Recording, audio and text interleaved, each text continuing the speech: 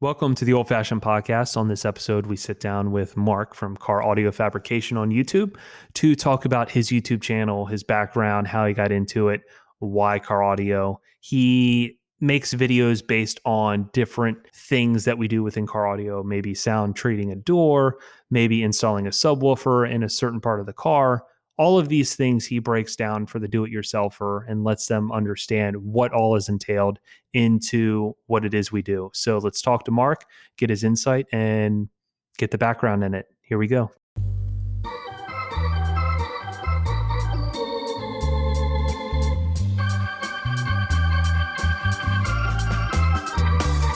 That's life. That's life. That's what all the people say. You're riding high in April, got down in May. But I know I'm gonna change that tune when I'm back on top in June. I said that's life. We're recording now, so it's for real. I feel there's no other way to start this than for us to ask Mark to give us a what up YouTube. What's up, YouTube? Yeah. There it is. What's up, Skip? What's up, guys? So I don't know if you remember this, but obviously I think our whole inside joke of the whole Skip, Yeah. we call each other Skippy. Oh, So I remember. we were at a mobile solutions training, Gary, and were you there when we went to that really random hotel that looked like the Wild West? No. Okay, so we got to this hotel that was like the Wild West.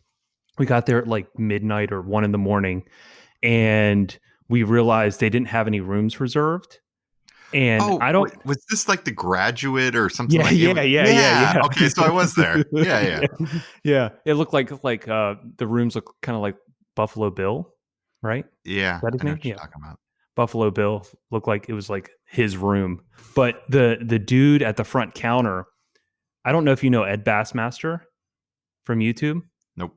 Do you know Mark? Yeah, that's the guy. The like the car skit, right? Like the Yeah. Would you look at that guy? Yeah, would you look at that? Yeah. Look at it. Yeah. Just look at it. But he does all the different bits, and he has one guy. If you go on YouTube and search it, he does one character called Skippy, and he looks identical to this dude who is basically behind the thing, instructing everyone. And it was a riot trying to get us all situated. And it just reminded me of that guy, and that's where Skippy came from. I remember that disaster of trying to check in and it was wild. No rooms, and that was that the console class? I think so. When we did all the different wild consoles. Yeah. Yep. Yeah, I think we all showed up a little bit too late. I think they had given away our rooms already. Yeah. So, wait, real quick side note though. So you guys, you said the whole "What's up YouTube" thing, and even at my wedding, like everyone was like, "You got to do it when you do your wedding speech. You got to just be like, what's up, YouTube?" Yeah.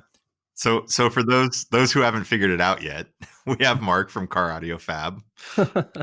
Car Audio Fabrication. Yeah. We can just say Car Audio Fab or CAF. It's easier. Rolls off the tongue a little bit better. So I think let's get right into it. How did that even start? Right? Tell me the first video that you posted that transformed into that whole channel. Yeah. So this was back in like 2011-ish, like towards the end of the year. And I don't know if this was ever kind of a big thing for you guys, but before Facebook kind of took everything over with like the groups and everything, a lot of like the chatter that you would have with like-minded people in car audio, custom car audio, was on forums. And I was pretty active on a forum that a lot of guys that have been around for a while might remember. Is called Fiberglass Forums. Yato was actually on there for a while sharing some of his work and stuff. And so I was on there, and, this was very early days of kind of like learning and figuring stuff out. And somebody was asking about kerfing, which is kind of the process for, well, it's more of a slang term really, but right. The idea is, you're cutting a bunch of slots into a board, but you're not cutting all the way through the board. That way you can like effectively bend a piece of wood. And as you guys know, it comes in handy for like subwoofer box ports or just adding curved geometry to a build. And anyway, I'd shown that in a build. I was very adamant about always showing build pictures. Mhm. And somebody kind of asked, they were like, "Hey, how do you do that?" And I was like, "Oh, just like, it's probably easier to make a video about it." So I made a video.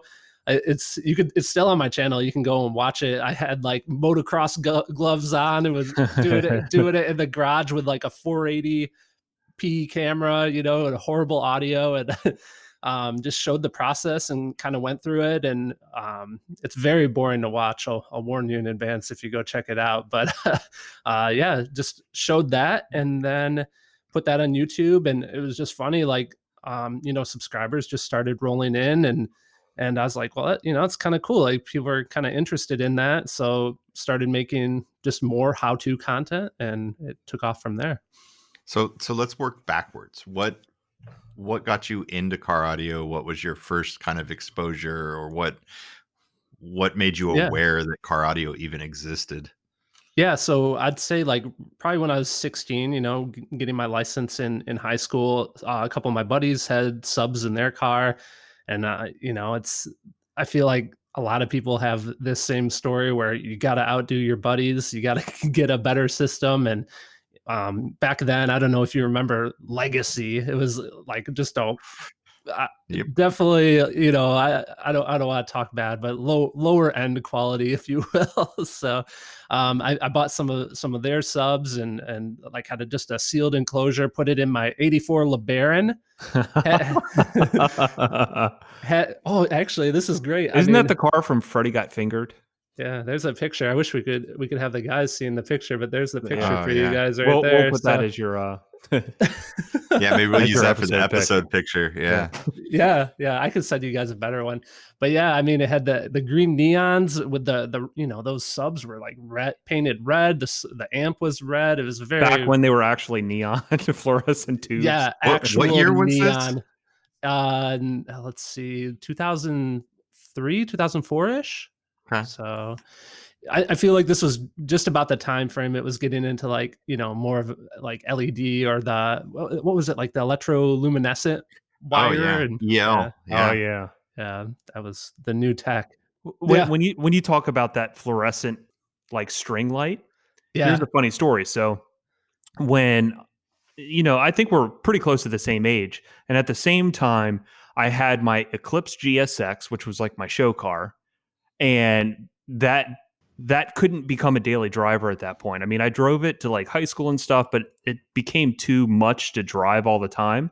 So I had a 1994 Chrysler Dodge Caravan, and I removed the second row seats, and I did the full floor in like zebra. The whole headliner was like leopard print. Classic. And then I had a Jensen double din radio that I cut into the dashboard.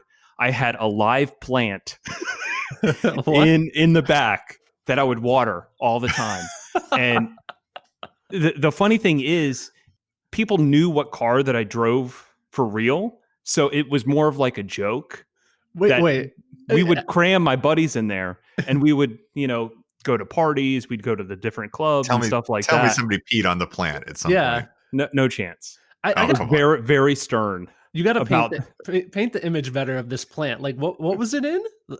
It was a 1994 Chrysler Dodge Caravan. No, but where was the plant in the vehicle? Okay, so it was right behind the driver's seat in the corner, like it was a house. What?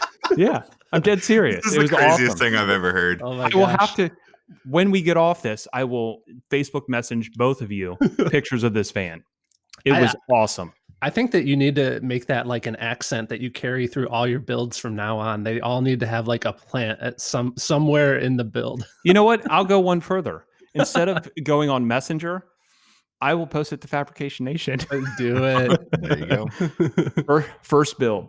Yeah, that's a classic, man. Oh, that's good. Crazy. That's okay, so first car, some legacy, it actually looked like a really nice install for some really basic equipment. Yeah. And how did you get to that point where you could do any fabrication? Was that wood shop in high school, or like where did any of that stuff start from? Yeah, so I went to school for engineering, mechanical engineer. So I would just say even in high school too, I took like a lot of drafting classes and woodworking, of course, and I just kind of always had like the mind, if you will, for just kind of like figuring out how things work and kind of putting things together. And again, just going to school for engineering, that gives you a lot of skill set, I would say, that really kind of translates over to the higher end of fabrication, and especially with like a lot of the automation and stuff that you see so prevalent in today's world, and being able to draw and model on the computer and translate those ideas to real life.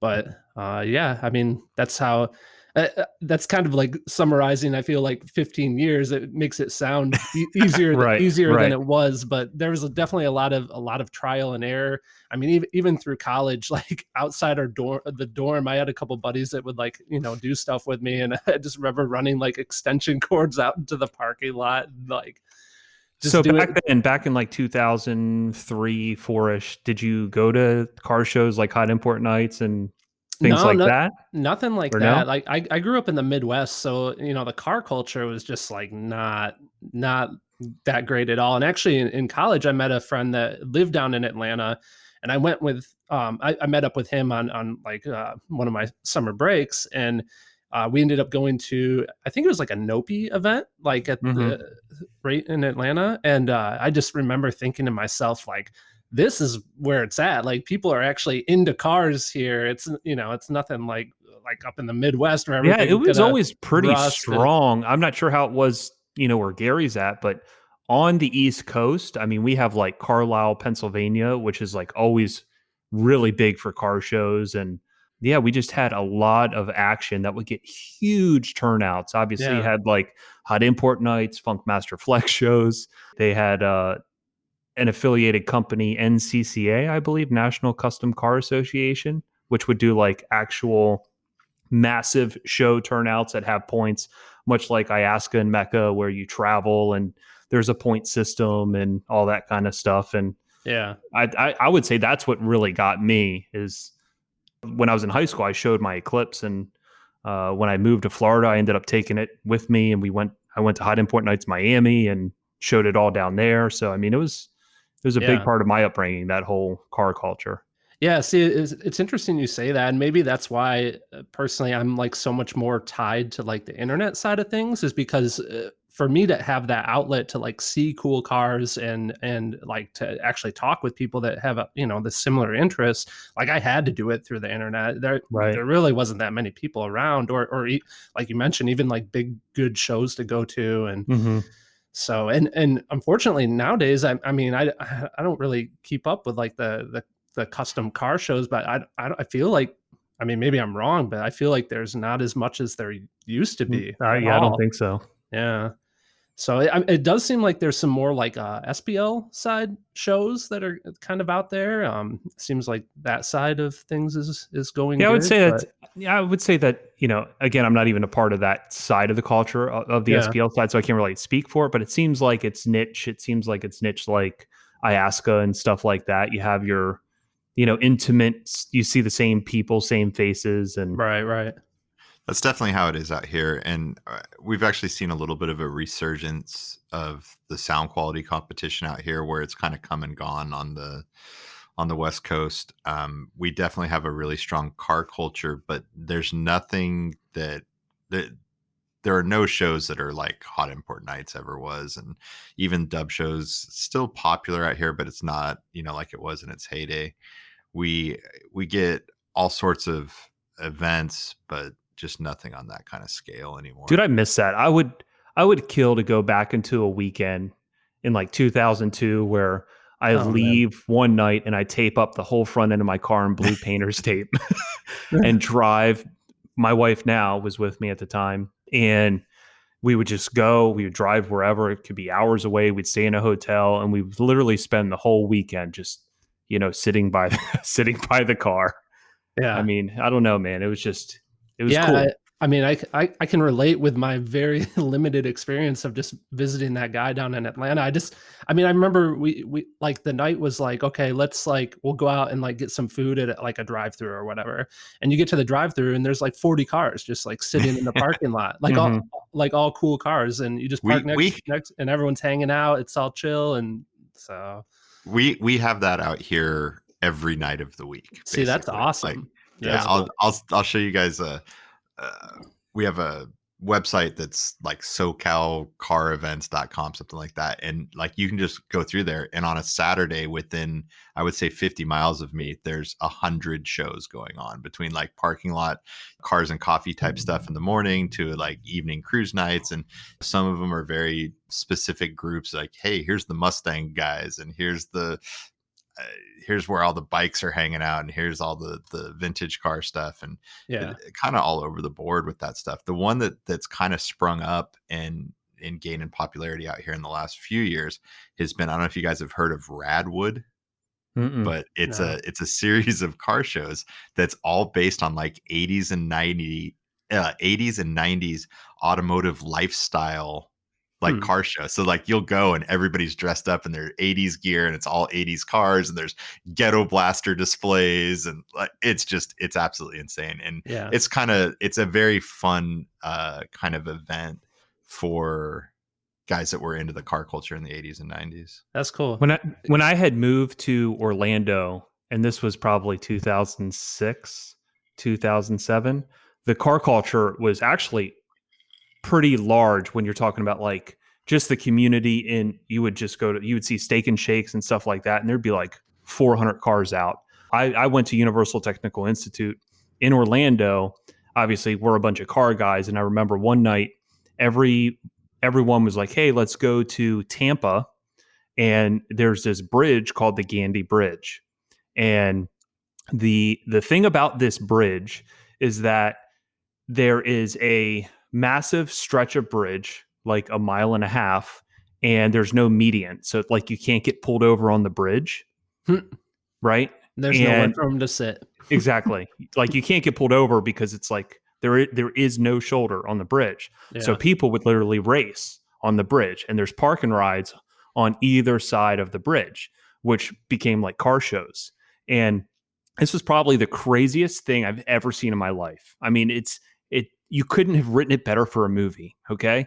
So I remember driving, I was in my Ford Lightning at the time, and I'm driving on the road, and all of a sudden, all these cops pass me, like 15, 16 cops, and leading the cops was like this primer yellow 1993 Honda CRX, just barreling down the road with all these cops chasing it. Right. And I'm like, holy shit, like, that's a legit car chase. So and this was me coming in, right? So this is my first experience here. So I come in, I get across the bridge, I go to the park and ride, which is a legit car show. There's like literally 400 cars parked. Everyone is standing around like it's the Fast and the Furious movie. So I park, I'm sitting there for like 15 minutes. Me and my friends are just kind of hanging out, chilling, talking. And all of a sudden, you see the lights coming back the other way, back to the park and ride. And I'm like, oh, everyone's just like, oh shit, this is crazy. So this car pulls in to all of us at the park and ride, and all the people, and this is hundreds of people, they all surround the car, right? So they block the car. They basically hug it, right? So and the guy hops out and blends in with everyone else. Oh my gosh. So I'm assuming that guy ended up saying his car was stolen. And obviously they can't prove that he was the one driving the car. Crazy. It was the most detailed, intricate, pre-planned thing I've ever seen that like this community just embraced. Yeah. And they knew it was happening. Like, that's what you do if somebody gets caught. Wow. and they're driving away from the police. It was crazy. That's cool. That's interesting that everyone would come together like that. Yeah, it was weird. Hey, so Gary, so you said that you still see quite often like a bunch of people, kind of together like that. Of all those, I'm sure you look around, but of those cars that are all there, like how many of them have audio nowadays, like upgraded audio? So on the old car stuff, right? Like I would say that a good 50% of the old school, like 50s, 60s cars have something in them for audio that's, aftermarket gear. Like there's Yeah. some, there's you go to like Donut Derelicts has been around since I think the 60s. It's a huge one. It's at a donut shop out here in Huntington Beach. Happens every Saturday morning, rain or shine. And sometimes there'll be 50 cars. Sometimes there'll be 350 cars when it really gets going. And the majority of those are customized. There's some restored cars, but I mean, you see, the guys from Wheeler Dealers there. You see Chip Fussell show up there, like it's just part of Southern California car culture, right? And so Yeah. some of them, there's some big audio systems. Some of them, it's hey, we put a radio in instead of bi-nines on the rear deck, and some of them have some custom grills. Some of them it's just bolted in, and see a Yeah. wide range of stuff. We've been doing cars at my shop that have been going to that Radwood show. And so it's kind of fun to do some, cars. Like right now in the Bay, I have a 91 500 SEL, long wheelbase with the big, huge rear door. And we're doing it old school, just how we would have done it back in the day. We cut up the rear deck a little bit and single 10 ported with the box hung, and you got to notch it around the gas tank. And like, it really brings back some memories for me. It's really fun. That's cool. So you had mentioned though, so that's the majority of the the older vehicles that you're seeing Yep. have the audio upgraded. Does the newer stuff, does it seem like for the most part people kind of, because I feel like a lot of people will do like, the wheels and tires, and might do paint and everything like exterior wise, but then when it comes to the interior, it's kind of just like nothing. I think it depends on the car. Basically depends on the vehicle. Like we see a ton of trucks out here, and those guys, most of the factory truck systems aren't very good. Matt, I feel like a broken record. We do a ton of Tundras at my shop, and Yeah. Tundras are huge out here, and they come with really terrible audio, and they're really, I don't want to say easy to upgrade, but we can make those things sound like insanely good for a couple grand. For like $3,000, we can make a system in those that sounds, it's beyond night and day better than what it was. And because of that, we do a ton of them, but it's Right. also because we've invested the time in, making parts that make it easy to reproduce. To kind of speak what you were saying, Mark, I feel like in today's culture, I feel like the only people upgrading their audio is people who have done it in the past, Mhm. who understand that better exists, right? Because we're getting closer and closer to the point where the original equipment manufacturer is embracing DSP, and they are maximizing how this equipment can sound, much like what we're doing. But they still have limiting factors. Right. They still have limiting factors, but it's sounding leaps and bounds beyond better what they've had in their previous car. Right. So like my wife has a brand new Mazda CX-9 with Bose.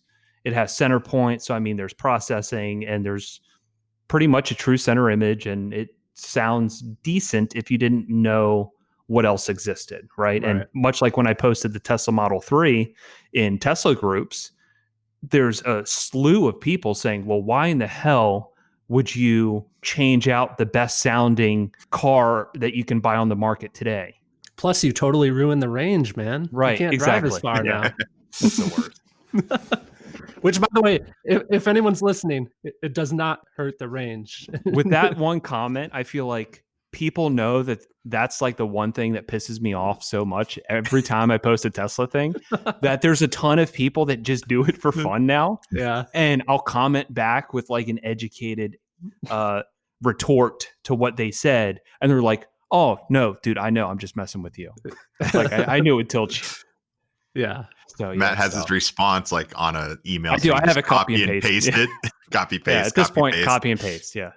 Yeah. That's crazy. Funny. So on that upgrade thing, I don't feel like we have nearly as many people doing big audio systems as, there were 20 years ago. It's just not that world anymore. It's definitely changed. I feel like the consumers that do want upgrades, I would say that most of my customers that I deal with are in the, I would say 40-year-old and up range. is the majority of my customers, and they've had systems in the past, and they know that they're used to more volume. They know they're used to better tonality. And probably 25% of those are like hardcore into audio guys that have, good home audio gear. And 75% are the guys that are just like, what I have isn't good enough. I want better. I want more. I want louder. I want more detail. But aren't, they're not the, hey, I have $100,000 into my home system, I want to get as close to it as I can type of guys. That's maybe 20-25% of my customers at least. Yeah. So do you think that like I don't know if I want to call it a problem, but do you think that maybe the reason that there is less people upgrading audio nowadays, or so it seems, is just because the baseline is better, or do you think that it's more? I mean, I remember growing up, and you would watch like a music video, and this is when MTV actually had music videos, and it would be like a show point of the video, a focal point that here's this car that has like 18s, right? Right. And like I feel like it was so much more of culture, like you got to upgrade the audio. Big timers did so much for car audio. Yeah. Whereas today you don't really see that, so. I don't know. Maybe it's a combination of both. But what do you guys kind of think there? For me, I feel like it's definitely not as prevalent as it used to be, and I think what kind of pushed that was a few things. We can always say, the OEMs have gotten better and better, and they have. There was a period where it was very difficult to upgrade audio in a car. When we've gone over this before, when I got into car audio, more than half the cars still had tape decks, right? CDs were not, maybe 1 out of every 10 cars that we would see came with the CD player. And so there was an easy way to upgrade those cars. You can pull out a tape deck that's got 8 watts per channel. You can put in a CD player that's got 25 watts per channel. You can take out dual cone speakers and you can put in coaxes, and for under $1,000, you get this night and day increase. And now, as cars evolved and you added DSP, and there's EQ, and we're adding component sets from the factory, and in a lot of cases external amplification, and they became difficult to integrate with.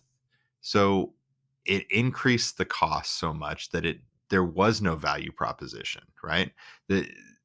When I was at Alpine and we did the imprint processor, right? The story that used to get told was, you have these cars that some PhD tuned, right? Mm-hmm. To like sell this audio system to a car manufacturer that spent 6 months doing it, right? And now you want the kid at Best Buy to rip that out and put in a new radio and speakers and amplifier that doesn't have any of that tuning that some guy that makes a lot of money every year tuned for all that time. Do you think the kid at Best Buy is going to get it to sound as good? And the answer is, if that's the scenario and you had a car that was really set up good, chances are it's not going to sound better. And why are you killing Best Buy?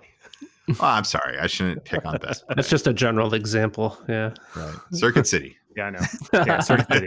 Road Shop. CC Road Shop. Hey, I found out we have one more to our group, by the way. Who else was in the Road Shop? Chris Pate. Was he? No way. Yes. He was a Road Shop employee? So I was, Matt was, and Chris Pate was also. I found that out today. That's classic. No, I feel like that with doing systems in cars today, there's two sides of the argument here, where one side is it's getting very, very hard for the average installer to make a car sound better than factory. And by that, I mean with that person understanding how to tune a car, how acoustics work, how phasing works, how EQing works, all those different points. For the average installer, more times than not, you're going to go into a car that they do, and there's going to be tons of phase issue, tons of EQ. I mean, it's just really wrong, right? And you can tell in 2 seconds if it's wrong or if it's right. And no installer that isn't, like, if you don't put a DSP in a car, you're not going to get better than it was, Right. It's that simple. Like if that's Right. not part of the system design and part of the expectation, you in any car that costs more than $30,000, you are not making a difference if you are Right. not adding your own DSP to And the the car. other side of the That's coin simple in is my eyes, at least. the Sorry. other Yeah. side of the coin is if you know what you're doing, know how to actually tune a DSP and understand how acoustics work in a car, and you can literally eliminate the car's atmosphere out of the equation, and you're using good equipment, right? Not paper and plastic speakers, not amplifiers with a dirty signal with low power, which is what the factory is going to use and all that kind of stuff to conserve weight and, all the things that the factory does just to be good enough. Mm-hmm. When we can do the speakers that we do that are made of good materials with good power and all this other stuff, and we can tune it like the factory did, it is a night and day difference. Yep. And I have no problem basically. And a lot of people ask how I sell. And I always, there's that whole argument of doing under promising, over delivering. I always over promise and over deliver, because when I over promise, I'm building excitement and expectations for what they should get. Right. But I do that knowing that I'm going to execute. Mm-hmm. And at the end of the day, they're going to experience something unlike what they've experienced in the past. And even if it's a home audio file, at the end of the day, subliminally, they're still associating the car with any other car that they've ever heard, right? It's kind of hard to think of a home system. At the end of the day, you're going to compare it to any car system you've ever had. Right. And when you sit in that car and you're like, holy shit, this is like a high-end home audio system. This is unreal. And I've told Gary this on previous podcasts. Us in a car, I feel like there's benefits that work to the car audio installer advantage, which is the location of the drivers, because it goes to the psyche of the person sitting in the seat. Because naturally, if you're staring at speakers in the pillar here, speakers in the pillar here, the subs in the back, the mid bass is in the lower part of the door. And at the end of the day, when you're listening to everything and you hear this, just like, it's almost like magic, because everything's eliminated. You have one massive sound stage in front of you that's wide and deep, and all of those speakers sound like it's one speaker in the center. There's magic that happens when you're in a house and you literally sit between speakers. You can see that you're center, right? So there is no magic happening there. But when you are in a car and you're right next to these speakers and you can stare at them and you would swear they're not playing, right? I don't know how many people I've demoed the car to and they've seen the pillars and they like put their hand on the speakers to see if they're playing. Oh yeah. You know what I mean? Yeah. So that kind of stuff also works to the magic of the end result of what that user is hearing. So it's very easy to over deliver on high expectations if you give them, as long as you can execute. Mm-hmm. Yeah, and sometimes the car has stuff to do with that. I'm curious on a couple of things. One, that listening experience that you're describing is much like listening in a recording studio. You're listening near field to higher quality, smaller drivers than you normally would listening in like a house and in a living room. But how often, Matt, do you deal with a customer that has a vehicle that doesn't have good speaker placement, that the budget doesn't allow you to do pods, and you have to use OEM locations that you're not happy with? What do you do in that scenario when you know that you're up against a battle that's hard to win? Here's a perfect example. Obviously, whenever I sell anything to any client, there's an education process that happens. There's a phone call. It's generally like, when people are serious, it's like a 30-40 minute conversation, legitimately giving audio 101 of a car so they can understand what we have to do to make them sound good, so they can make an educated decision based on how we can sell and design the system. Because if they don't understand that, how do they know to buy a three-way? How do they know to run everything active off Class AB amplifiers? You have to put the groundworks in place for them to understand that. To kind of answer your question on that, we talk, we educate, and to speak to a terrible car with bad placement that we just recently did would be like your typical Porsche, right?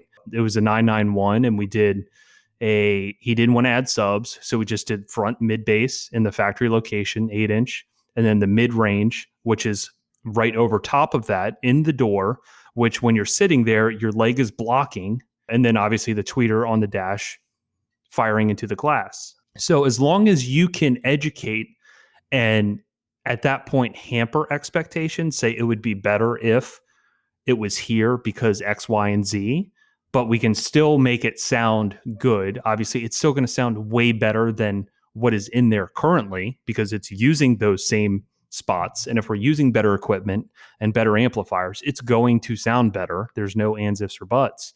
So, like I said, you just got to put those little tidbits in place. But again, with DSP, there's so much that you can overcome. Mm-hmm. Right? There's so much you can overcome because that car, and I don't know how many cars that I've truly done active in factory locations, especially with no sub, but that thing sounded incredible and it imaged you can incredible. call those things subs. You can call the door woofers and that subs. That's fine. Yeah, kind of going back a little bit, but you had mentioned kind of some of the differences with the aftermarket gear versus the OEM gear, and I think that's something that a lot of people still don't really follow, especially when they get sold a premium system. Of course, yeah, they have no idea from the dealer. I think the expectation is kind of like, okay, it's a premium system, so it's going to have like the equivalent aftermarket gear. It's going to be well-designed gear. And I mean, just my manufacturing background, again, being in the engineering field, I spent, it was probably like 4 years working for a tier 1 supplier that made like acoustic insulation for vehicles. So it was like the actual molded carpets in the cars. And then like, it was called like the dash inner, which is that like piece of the blue jean material type stuff with foam on it that you would see up against the firewall behind the dash. And the other thing that the reason I mentioned that, the other thing that really is a value add for aftermarket car audio is the sound treatment process of a car. Because the other thing here that the manufacturers, first of all, to conclude my point on the manufacturers as far as gear goes, is they're definitely looking to, even with the premium systems, they got to turn a profit. Yep, they are looking to get that gear to be as cheap as possible. So that means manufacturing cuts, whatever they can do. It might still sound passable because we do have the glorious DSP technology that we do have nowadays, but still, when you don't start with like actual high quality gear, you can only make it sound so good. And then the second thing is, we're in this race right now of like, who can have the best fuel economy? Well, do you know what the number one thing is that's going to drag down fuel economy? Weight. Yeah, it's weight. Yeah. And to properly sound treat a car, you need to add some weight. So, and just another side note, again, for people listening, because this is something that pops up on the videos, people will be like, oh man, you added all that weight. Now your fuel economy is gone. Like, I feel like you can do a pretty decent, like maybe not a full out sound treatment job to a car, but like a pretty decent job with maybe 100 pounds of materials. So the way I look at that is like, you don't have a kid riding in, or not. Yeah, exactly. Here's what tilts me, Mark. That same argument. When I posted the GT3 that I built with that audio system, and again, YouTube comments. YouTube comments can be the absolute just cesspool of any opinion, right?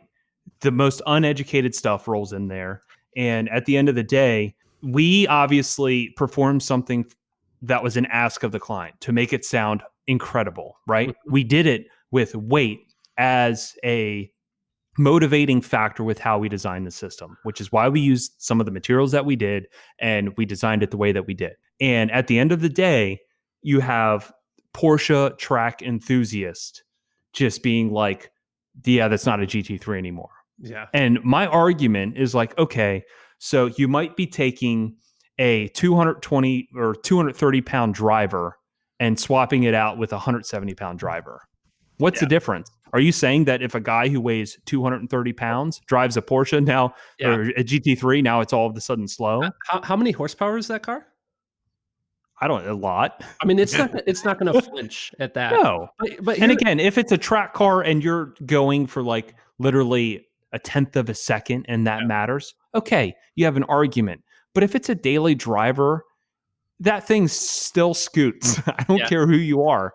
And it sounds like when you're driving that with the audio up that fast, it is an experience unlike anything that you would ever get. And you could stick the Porsche enthusiast driver in there and he'd be like, fuck, this is amazing. Yeah.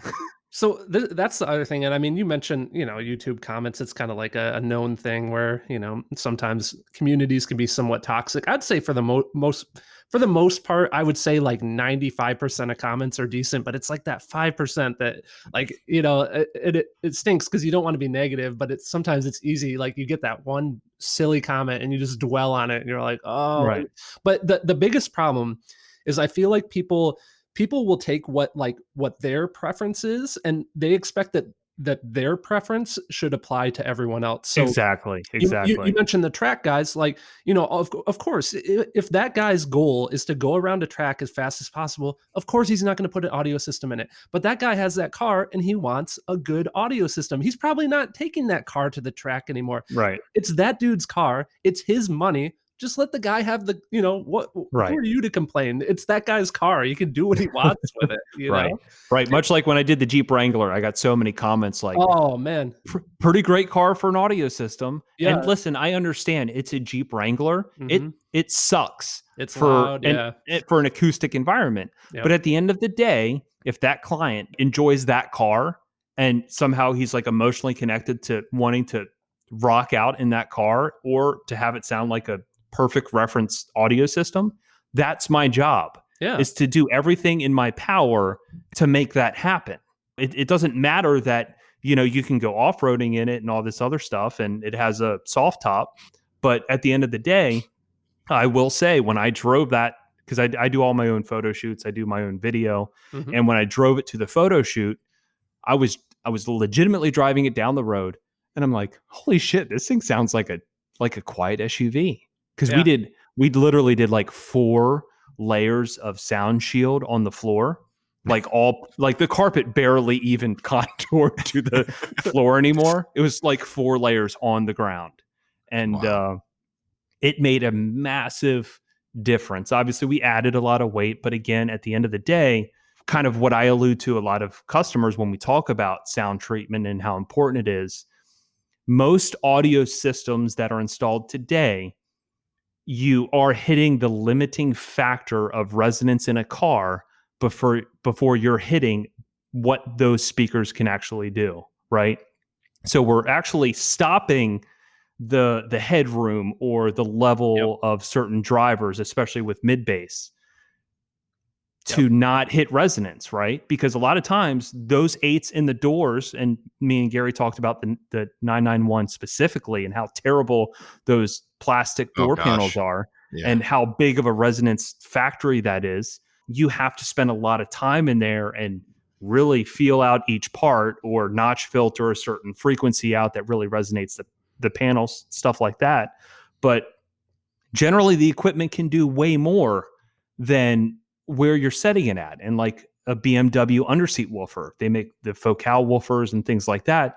Those things are capable of way more mid-bass, but you're limited to the seatbelt tensioner rattling, and that's uncontrollable, right? So when you get a car, much like we did an Escalade, that had as much sound treatment to make it a tank, we understood that was the goal, but nothing resonated. You could get the full headroom, the full experience out of all the equipment, and you never felt that point of resonance, which made it super magical. Yeah.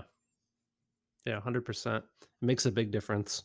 But yeah, it's funny. So like for the people listening, when you go into a car and you look at what is there for sound treatment, you might see just the smallest square or the smallest little piece on an open piece of sheet metal, right? It definitely helps, but from the point of what we do and what we apply to that piece of metal is substantial, right? Yeah. You knock on the front fender and it's like ting, ting, ting. And then you knock on the door and it's like thud, thud, thud. It makes a massive difference.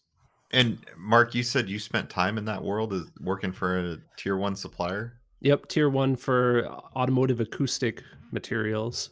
So, I mean, I can tell you even from like the testing when they're designing the cars, like let's say you open a door panel and there's like 2 squares in there. The reason they didn't put 1 square is because like they just barely needed to have 2 squares to make it not sound horrible going down the highway at highway speed. You know what I mean? And it's like, oh, but if we go 85, then it does start to get noisy. Well, people aren't allowed to go 85, so we're not gonna apply any more sound treatment there. Yeah. And again, it is diminishing returns. It's amazing how much a small amount of sound dampening material will do on a big flat panel. Mhm. But when you start putting high power speakers and really start to apply more force to those things, that's the reason we end up going nuts with that. What was the point in which you realized that your YouTube channel was more than just a random video here and there? Like, when did you start branding and trying to, make it a legitimate YouTube channel? Yeah, so I don't know why, but for some reason I have like this vivid memory in my mind of this one time just waking up in the middle of the night, and it was still, I think I had probably like 4 or 5 videos at this point, and I woke up in the middle of the night and I just couldn't sleep, so I checked my email and I had like 10 new subscribers, which like today, like I wouldn't even, it's just progression Right. over time, but for that time and that point in time, I was like, oh man, 10 people like since I went to bed, that's pretty cool. Mhm. And so I'm like, man, maybe this is like actually a thing. So that first video, it did pretty good. I mean, it wasn't viral by any means. I think it got like I want to say like at this point in time, it had maybe 150,000 views, but that was pretty cool. I didn't even know that many people like cared about bending a piece of wood, So Mhm. I started going from there and kind of just researching online, like the best tips for like building a community and like how to improve my video editing through YouTube, like just Mhm. researching on YouTube how to edit and just kind of learning from there and looking into branding like you mentioned and how to kind of define like a target audience, which it's kind of interesting. We were talking about that a little bit before we actually started recording here, like who do we think is going to be interested in listening to this? And I mean, it is important to consider those kind of things because you want to like know the person that you're making the content Mhm. for.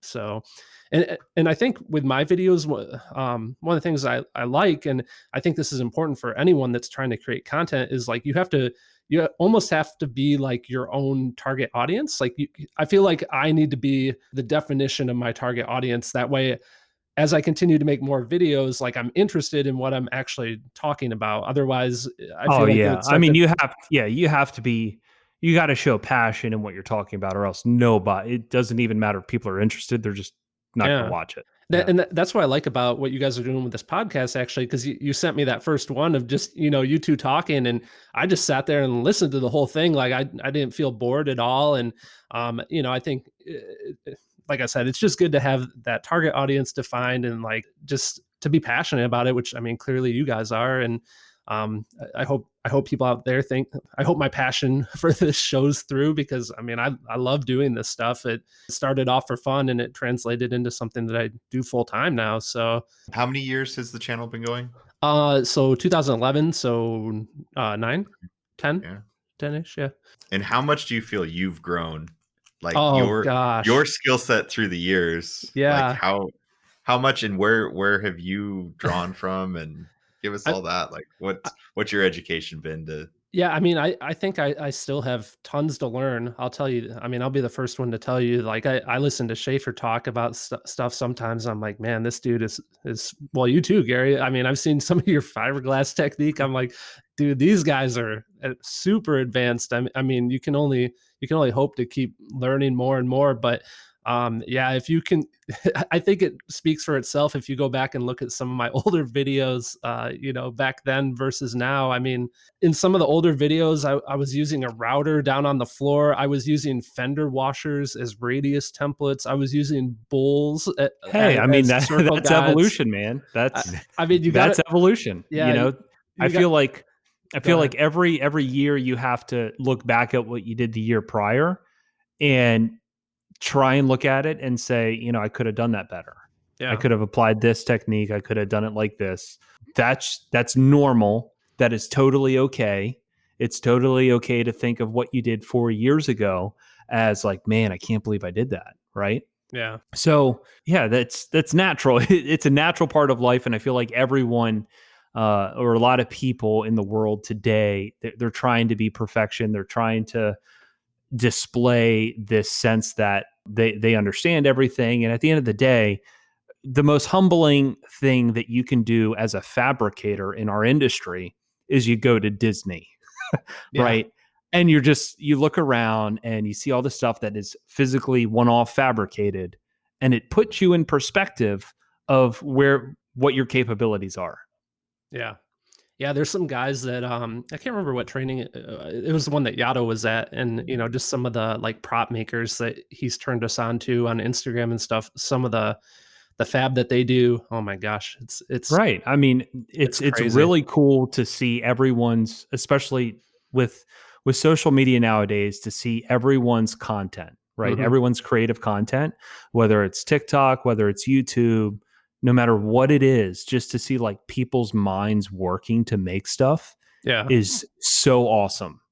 And I Yeah. think that even if it's not your style, like you have to just embrace it and be open-minded to understand like that's people's brains working. Like where does that thought even come from? Yeah. Like when I build a trunk, where does that thought even come from? Because most things that I build, like I see a vision fairly quickly and I just run with it. Like where does that thought even come from? Yeah.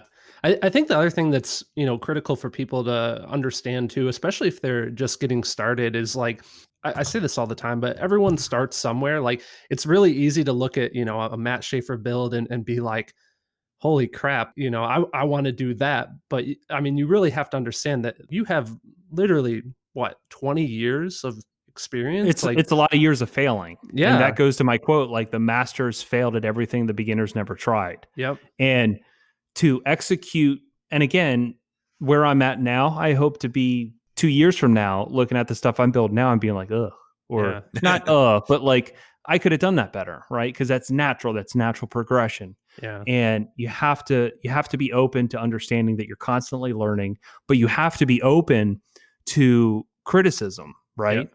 So every time that I do a car, and I think I told Gary this on the last podcast, I put people in my shop in the car. And obviously when we listen to the car, I ask them, what did you love the most? And did anything irritate you? Right? Because I want to know from a majority of people if something bugged them, or if they like something, what did they like about it? What did they perceive as special on this particular build?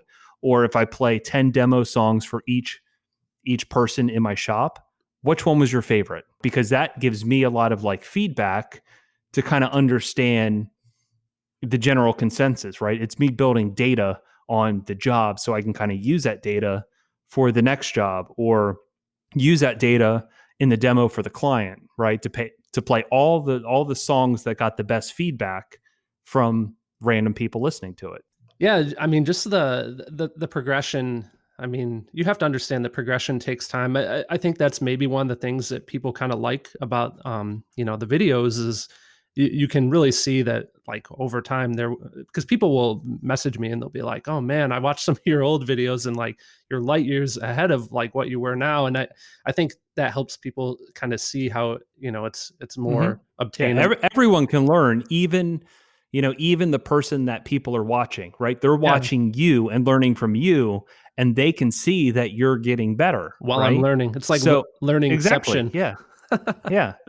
And it's cool too, because obviously I do a lot of YouTube stuff, not on the scale that you do, because obviously you do it super regularly and you literally appeal for education for people. So you have this massive following. But when I get feedback from clients that call, because most of the people that call are really from YouTube. It's not, some is from Instagram, but mainly it's all YouTube people. So all the jobs that I'm doing have been people who have watched YouTube videos over time that finally pull the trigger on their car. And a lot of times they mention your channel. They say, oh, I watch your channel all the time. I watch Mark from Car Audio Fab. Nice. So I mean, these people, the demographic that we're speaking to, they seek out this as a hobby. And much like Gary and I have talked about in the past, a lot of those people, they had a stereo system in their 20s, in high school, whatever it was that they loved. It felt like a ingrained piece of history in their mind, which they want to recreate in the car that they can purchase now, that they don't trust just a random person working on. Right. You know what I mean? That's kind of the key demographic of at least what I see in my shop. Mark, do you get, I don't know how much feedback you get from your audience, but do you have any sort of idea how many of the people that are watching your videos are watching because they just want a general education, and how many are actually watching the videos and then going out and doing, like, they found that because they needed to build this part and now they're going to watch your video and go do it? Or people are just generally getting ideas about car audio? Or So I actually did a survey about that before, and I can't remember exactly how I defined it, but it was something along the lines of like, are you a DIYer, or are you do you work in this industry, and you're looking for more skills to add to your skill set. And it was kind of like a 50-50 split of the two. But I I set up the survey so that if people answered DIY, I had like a separate set of questions, and it was like after the watching the videos, like, what did you learn? And kind of a common thread is a lot of people would say, I again, like Matt mentioned, a lot of people say, okay, I did car audio, like I installed my own system 20 years ago and I'm getting back into it, wanted to either put a system in and started to educate myself. But a lot of people find that they see that it's a little bit more complex nowadays, and they see like how much work is really involved with the more advanced high-end fabrication, and especially like a lot of the tools that are needed and that kind of thing. There really is kind of I don't know if I want to call it a barrier to entry, but it's a little bit more steep nowadays to kind of. Yeah, to be a DIYer nowadays with YouTube is awesome. I mean, just today, I purchased a bunch of wallpaper, like a whole sheet of wallpaper that I'm going to do my girl's bathroom in, and it's like the old school kind, so it's not the peel and stick. Yeah, and you got to like apply paste to it. So I watched like, I don't know, 15 different videos just to see 15 different opinions on how to do it. So I get an education on how to do it. But like, if we're making the association with car audio in today's world, I feel like if you are a DIYer and you don't have the equipment, right, you don't have an RTA, the things that and the knowledge. I mean, that's the most important part, is the knowledge, because we're dealing with acoustics in a car and trying to overcome the terrible environment that is the automobile. And if you can't understand that, the money that you're spending on your gear is almost, you're throwing it out the window. You're getting 20% of what that stuff can do if it's tuned incorrectly. The two categories in my mind would be like fabrication versus installation. And I think I mean, don't get me wrong, I love the DIYers. That's like part of the reason I create all this content, is I want to share the information with people so they can DIY. But I feel like more of my videos are focused on the fabrication side, because in my mind, like, that's more obtainable. It's very, and it's like you mentioned with the wallpaper, it's not like wallpaper is an advanced computer. Right. It's just a thing that you have to do. You might have to get a couple of specialized tools, but it can be done. And I mentioned earlier, like using fender washers as radius templates, and like using a jigsaw and then sanding like crazy to get an arc smooth. I mean, there are ways that you can do fabrication, DIY, still get a pretty high-end result. I mean, you could do inserts with foam tape and body filler, as opposed to, having 10 different router bits so that you can like oversize a panel, as an example. But when you get into the installation side of things, it is more difficult nowadays to DIY, because like you said, because most shops, most shops in our industry can't do it correctly. You know what I mean? Yeah. That's the bread and butter behind the whole the whole thing. Yeah, but I mean, you have to have an RTA. You have to, and not only an RTA that measures acoustic response. You need to be able to look at the electrical response on the signal, and then you have all these different things.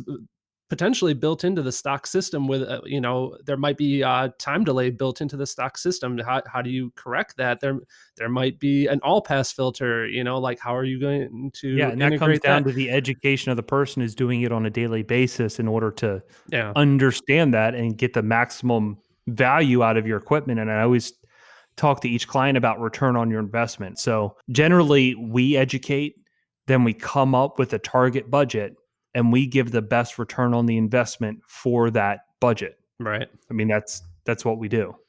Yep. Matt made a really good point in one of our past podcasts about talking about the value add of doing better gear while you're already spending the money on the labor. So if he's in a car and he's putting speakers in the door, it doesn't matter whether it's $100 speaker or a $500 speaker, the installation is the same, right? To a point where you might do a little stronger baffle if you're putting, 500 watts on a mid bass driver in a door than if you're putting 50 Right. watts on a 6. Right.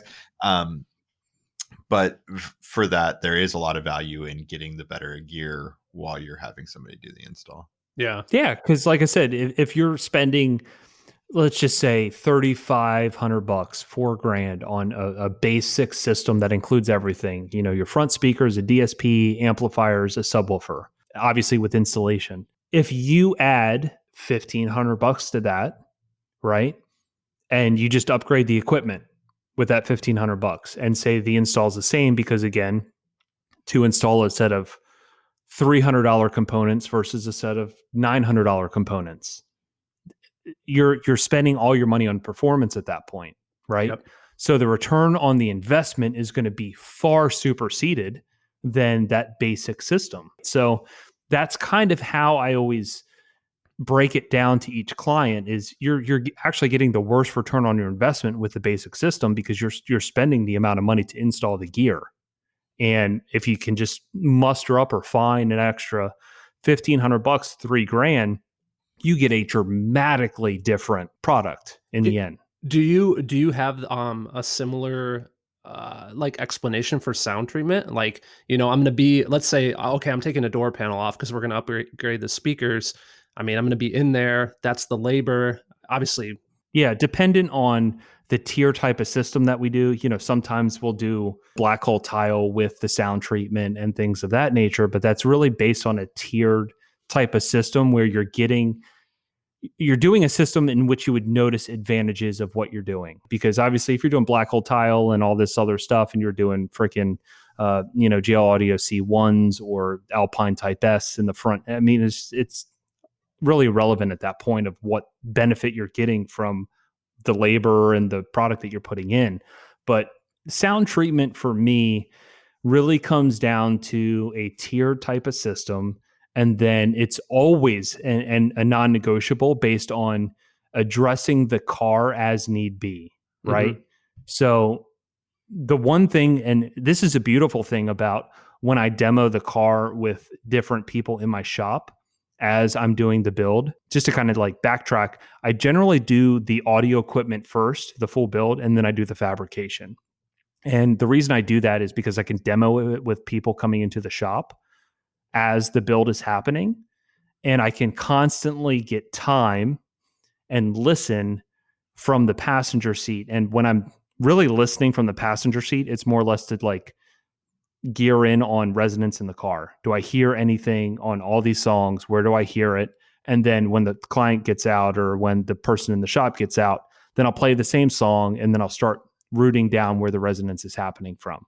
And then we'll address it as need be. So if we have to sell them, an extra door kit of hush mat or an extra roll of sound shield, we'll do that. And any client that's doing that type of system, that's really just kind of a drop in the bucket. So, I mean, so are you demoing with the door panels off then, or you take the time? No, so generally the whole acoustic side of it, the whole system is in. All I have left is really trim work. So like the amp rack, the fascia to the sub box, because a lot of times I'll build things in ways where like the sub box is pretty much a traditional sub box. It just has a beauty panel with it. Yeah. So the full soundscape of the car, all the gear's in and it's ready to go, and that's your end result of the gear.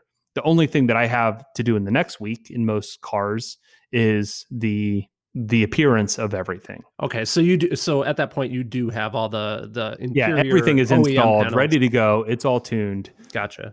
All the basic stuff is done, but I can listen to the car and critique it from the passenger seat as I'm demoing the car. So the person in the driver's seat is listening to the system and, critiquing it. Is it center? How's the sound stage? How wide is it? Does everything sound correct? Do you hear any resonance? But me, I'm just over in the passenger seat while everything's playing. And I'm just really trying to gear in. Do I hear anything in the car rattling? Yeah. Because that's really time for me to hear all that stuff. And then I can address it after the fact. So I think at the point when the client gets the car, there's literally a lot of time in listening for resonance, listening for different things, and getting a ton of opinion on how does the car stage, how does the car sound, have you heard better? And the great thing is when you have a lot of people in the shop continuing to hear cars, they know the equipment that's in there. So now they start getting a reference point for the equipment that's installed. So they, like myself, pretty much know the limits of this gear. Sometimes they'll say, damn, that's the best I've ever heard that group of gear sound. So that is important feedback for me to understand as the person building the car. When it comes to the sound treatment too, the huge thing is usually what the output of the system is. And, the higher the power, the bigger the speakers, the more things are going to start resonating. And that usually is kind of the determining factor. And there's some systems and some customers that are really annoyed by any resonance. And, Matt and I, we kind of go back and forth on this because I have a lot of customers that really like to bend the volume knob and really like some systems that crank. And on the, as long as there's no resonance to 75% of the volume, that's fine for critical listening. And then that last 25%, they're okay with, the rear seat going crazy or the dome light rattling or whatever it is, and it's, that's 20%, maybe 10% of the listening time. They just want that there for when they, windows down, 70 down the freeway and they're rocking out. Here's the other funny part about that whole thing is subliminally, there's I'd say a small percentage of clients that don't feel like their system's performing to the highest level until they hit resonance or until they hear distortion, because that's always in the past where this particular demographic has understood the full potential of the system. Right. I turn it to the point where I hear rattling, or I turn it to the point where I hear distortion, and a click below that is where I know the best part of that system is, or the potential that's one of of that your system. Huge cues of loudness is distortion, right? Like that's right. what your brain's picking up on, that something's loud. Your brain is self-attenuating as you crank volume. When you sit in a car and you listen to it loud or you're standing at a concert for a long period of time, your brain is turning down your sensitivity to your ears. And that's why something won't sound as loud as it did. And then you go take a break and you come back and you're like, oh no, it does have a lot of volume. Yeah. And so the distortion cue is huge for some people too. Yeah. But I would say on maybe 2 occasions out of all the cars that I've done, I've had that client that wants to hear the sub in the back. So that person knows what that sub is putting out. Because in a perfect world, how we do a car, when you hear the sub, it sounds like there's a shit ton of mid bass in the front of the car, right? Or mid bass and sub bass in the front of the car. And you're just like, okay, how much of that is the mid bass? How much of that is the sub bass? And until you actually attenuate the sub, you're like, damn, the mids are actually pretty aggressive here in the front. And again, kind of like going back to the Escalade, we did a double 8-inch Utopia mid bass in the front. And of course, we sound treated the door to be like a tank. But I don't think it was until I was playing a certain song that was more of like an EDM track, and it was full bore. And then I got out of the car, and then I could isolate the door of what it was doing. And I was just like, Jesus Christ, there is a lot coming out of that door. But when it's closed, you had no idea that obviously the doors were even playing, or how much of it was sub, how much of it was mid bass, and where that particular sound was coming from. And Yeah. Once there are your a few delays clients that want to hear,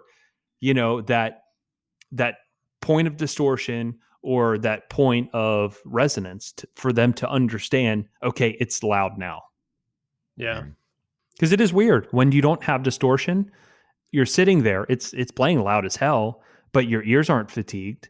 You can almost still have a conversation in the car loudly, but your ears aren't fatigued, right? So it's like, is it loud? Is it not loud? Can it be louder? Because typically I associate loudness with distortion, and we're not there yet. So can it get louder? I mean, it's weird, but it's funny because if you do it well, it almost seems like you get to the point where you would expect like stuff to start catching on fire, or like the dash to start ripping in half based on how much aggressive sound is coming from these areas.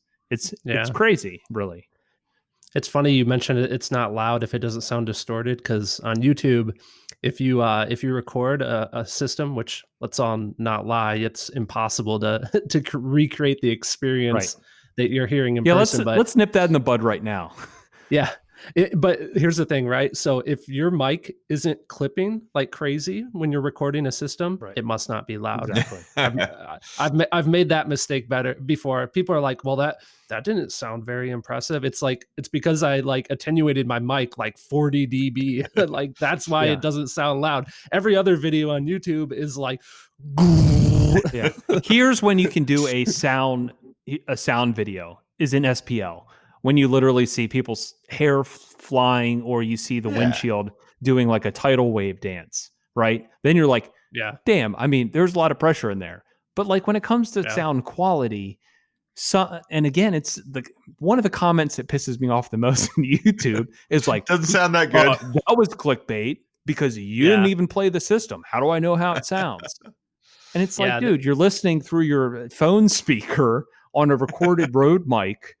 I mean, I just can't even comprehend that type of comment. In my opinion, that's the kind of the biggest downside I feel like for my channel is like, for those that might be listening that aren't familiar with the channel, I'll go through and I have to show the whole process. So if I'm doing a build, it might be 10 videos. One would be sound treatment. One might be like making the speaker adapters, that kind of thing. And the biggest downfall and hardest thing for me is I get to the end of the project and it's like, I feel like with a big SPL system, you could be like, okay, we're going to unveil this. Look, everything goes crazy. Like the roof is flexing and we literally broke the windshield. Whereas for a sound quality car, it's like, I can't really show you guys how awesome it sounds. I can't visually show you. I mean, I could show an RTA curve and be like, oh, look, it sounds great because it's everything is there, know. But yeah, I mean, that's the hardest thing, because I feel like that's hard additionally because somebody might watch that whole build, right? And let's say it's somebody that's looking at getting a system installed in their car, and then so they see how much work is involved and how much expense, and then it's like, oh man, like that doesn't. I'm listening to it on my little headphones that came with my phone. It doesn't sound that impressive, but people, you have to like really. That's why I wish that the car shows would be more popular and people could get more of that in-person experience to really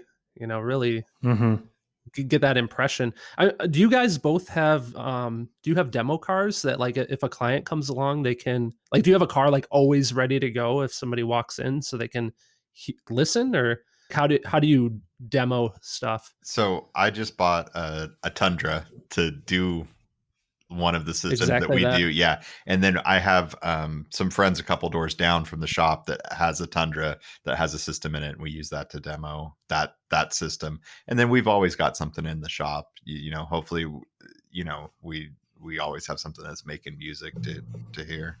Yeah. Kind of like I alluded to, I always make sure that my car is the audio side of it's done as quick as possible. So there might be a lot of potential clients that I'm speaking to through email.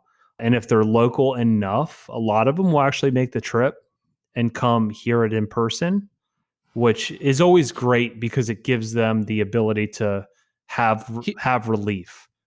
Hear their own car or hear like another like a car that I'm working on, right? Okay, gotcha. Yeah. So whether I don't know how many times for instance, the Porsche GT3 client that I did, he heard the demo of the Escalade, right? And that's what sold him. The Tesla Model 3 that I just did heard the Mercedes G-Wagon build that I did. So a lot of the people, if they are kind of local enough, they'll make the trip and they'll hear everything to have kind of the proof of concept. And a lot of those clients, after they hear something like that, they'll extend the budget quite a bit based on wherever the system is that we were doing, because kind of like the model home approach, once you kind of see everything in the model home, once you understand that you don't have a morning room and now like your downstairs looks way smaller, or, you know, just all those little details, you're just like, we got to figure out how to make this work. Yeah. So we did purchase a Tesla Model 3 right before COVID hit, but we decided to like back out at the last second because it was literally we were going to pick it up the week COVID hit, and it was going to be like a white Model 3, like the exact one I just built. And that was going to be the shop car. And we were going to build a big demo room that was really almost built like a museum. So it wasn't going to have product or a board of speakers. Because again, if we talk about demos in store, the whole idea of a soundboard with speakers is so stupid, in my opinion, because it just has no relevancy to how it sounds in a car, right? I think we should maybe take a second to, when I say a second, a few minutes to kind of talk, piggyback on that. And you can complete what you're going to say right here, but pay attention to those people listening that are trying to spec their own system, and pay attention to what's important and what's not when putting a system together. This is huge what Matt's saying right here. And when you're listening to stuff in a board, there's a few things here. And when you go into shops, there might be a speaker like a Utopia M, right? You might see it on the board, and based on how the power is performing from the board, you have to understand that the cheapest speakers on the board are meant to work with low power, right? So maybe those sound better based on how they're situated in the board or the power that they're getting. And again, just the field of the room is completely irrelevant to how these speakers are developed, right? A Utopia M 8-inch driver is meant to be in a cubic foot enclosure, which is your door panel. A lot of the speakers nowadays are built to have a off-axis response because that's how they're installed in cars, right? So when you're installing them as a tower set of speakers, it's not the same way that you're going to ever hear it in the car. So there's so many just different variables of trying to make them home audio speakers. Yeah, a few more things. So you are never going to, I don't want to say never, but the majority of the times when you're listening to a speaker on a soundboard in a car audio shop, in a Pep Boys, I don't care where you are, right?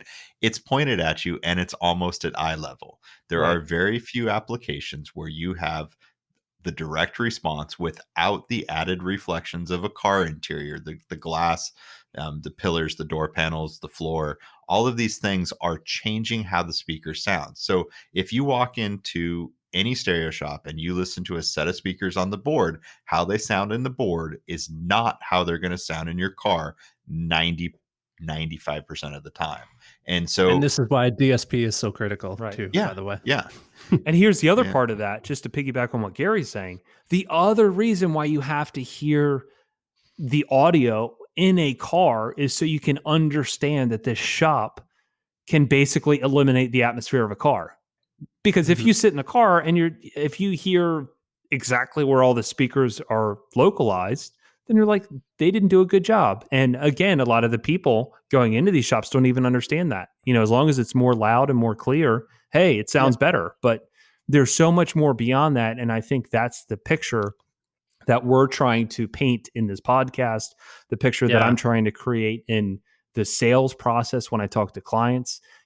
There is an expectation for what you need to experience in a car, right? If you're listening to Michael Jackson Thriller, he's going to walk from right to left, and his 7-step is going to be dead center of the dashboard. Okay, I'm going to play that track right now. You're going to watch it from right to left, and that 7-step is going to be in the center of the dashboard. You play it; it's proof of concept. They can see it, and they're just like, "Holy shit!" I didn't even know it was even like that because I just always heard the steps right here. You know, like there's so many different songs that you can understand. And that's the other part about our industry is most installers, they don't have a true reference of the music that they're demoing, right? They don't know where things are located. They're just playing it referenced off their old system, or they'll demo the car and just be like, so how does that sound? Giving it up to the client to make the critique rather than educating the client what they're hearing, why it's better, and giving the proof of concept of an actual stage within their car. If you're listening to a song for the first time that's recorded well, and there's a couple members of the band, you should easily be able to identify where the guitarists are, how many there are, where the singer is, where the drummer is, how many people are actually playing in the band, right? Much like if you go to a concert, you can probably, and when I say concert, I talk about more of like an actual live venue where there's not a ton of reflections or distortions. Because if you go to like, a football stadium or some shit like that, oftentimes it's very hard to hear lyrics and what is actually happening. But if you're hearing something and you're listening live in front of you, you're listening to an amplified system as opposed to if you're hearing stuff naturally live in front of you and you close your eyes, in 2 seconds, you're going to localize everything. And another great statement you can say to the client in that phone conversation is like, listen, if you and I right now were talking in person, one, you would know that we're in person, that I'm not talking to you through the phone. Right now, through the phone, there's so much compression taking place. You understand I'm through the phone right now. Number two, if you were to close your eyes and I was there in person and I was still speaking like I am right now, walking around you, in 2 seconds, you can identify my location. That's natural hearing. And that's what we're trying to reproduce in a car. Yeah, I think that'd make a good topic for a video. Actually, it's something I've kind of wanted to talk about before, is like how to critically listen, because like you said, I think a lot of people don't really fully grasp when does it actually sound good? Like, what is the definition of sounding good? And I think it's valuable that, you guys mentioned a couple like key categories. One is imaging. You should be able to hear each different instrument. Another is, the localization. I'm just kind of recapping what you said because I think it's important, but yeah, you shouldn't be able to hear like, that's where that speaker is. It should all blend well, everything combines. It should all be part of the stereo experience. Is there any other like, I mean, we could talk about this category. Yeah, I mean, you should hours, be able to understand the like, size of the venue that they recorded it in, whether it's like a private recording studio or if you're listening to Queen at Live Aid. When you listen to that back, you're just like, when you're hearing the audience respond, it feels like you're in the audience versus in a, like, obviously you're sitting in a car. But when you're hearing that recreated back, you're hearing the additional space, the ambiance of the space. Yeah. So, Mark, what I would suggest, if you've never been to one, you should go to like an IASCA event or a Mecca event and talk to the judges. Maybe even if I think one of the fun things for you and a great video for you to do would maybe be to sit through judges training. Would be a really good experience that you could kind of pass on. And, that's the other side of this, is that there's a whole nother genre of guys, although it's a smaller group of guys that end up taking this passion for audio and taking passion for car audio and then go out and go into that competition scene with it. And there's a lot of guys that end up doing that and have a lot of fun with that. And, there's a lot of levels to being, a quote unquote audiophile. And I think the biggest concern that Matt and I have is that there's a lot of guys that are selling. Everybody basically sells off of quote unquote sound quality, right? And what I do sounds great, right? And once you get, there is wrong. And at a point, there's a line you cross where it goes from sounding wrong to sounding correct. And then it's how much detail and how correct from there. But 90% of what we see come in for customers that are not happy with previous systems, way wrong. It's just wrong. Like there are things that are wrong. Delays are wrong. Speakers are out of phase. There's clipping going on when there shouldn't be. There's all sorts of things that add up to just wrong and Yeah, poor decisions. Yeah, Gary poor and I always system say, design. like, when we listen to a car, like if you're listening to somebody else's car, generally in about 5 seconds, you can understand if it's correct or not, right? Like if things are where they're If supposed it's to in be. the Obviously, ballpark.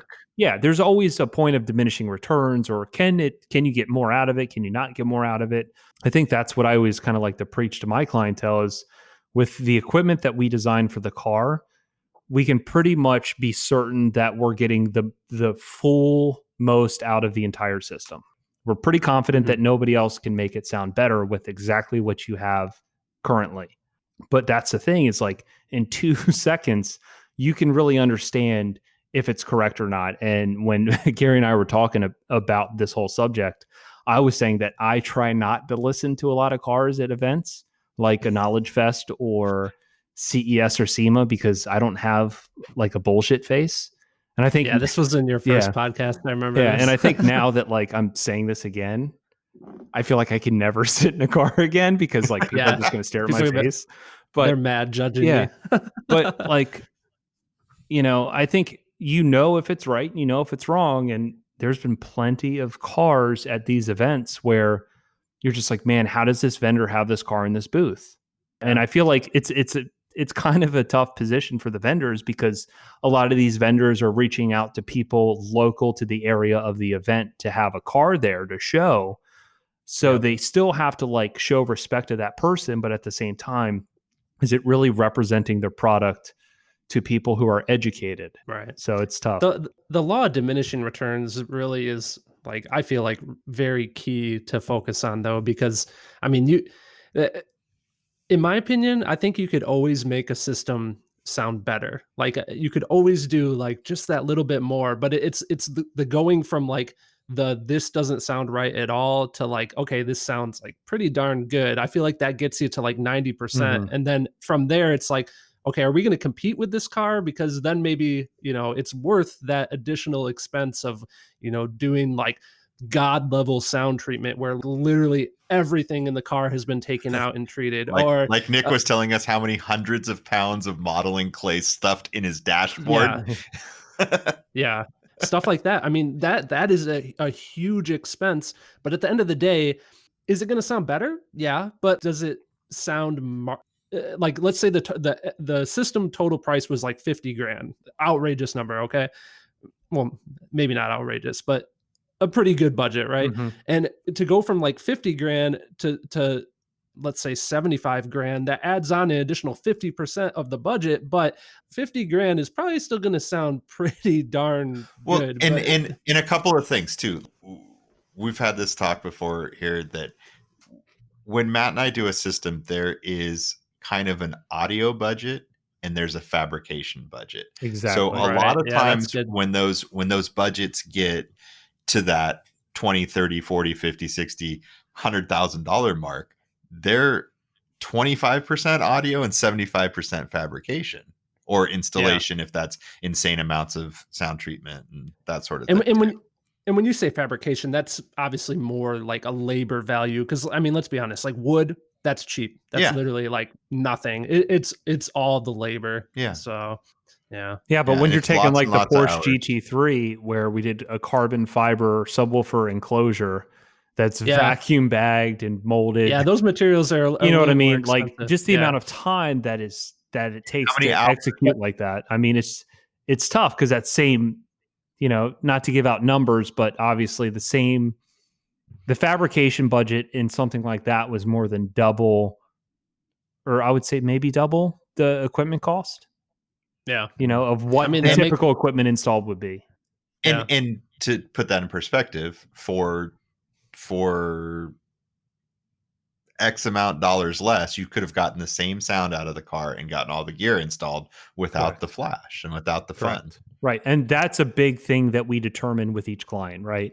We try and understand their style a lot of times, and it's good to have the catalog of pictures and installs because they might show you something that's like truly out there with a lot of lights and something like that versus or something that's very stealth and simple, and people will Kind of like that Porsche GT3, or I'm sorry, the Porsche 991 that I just talked about, where the guy wanted to do factory locations. He didn't want subs because he wanted everything to 100% pure factory without even adding anything, even though we could have added subs in the back and made it look factory and things like that. But his vision was to have factory locations, have it be completely factory, kind of do the job like that. So that's how we attack that car, and that's how we design that car.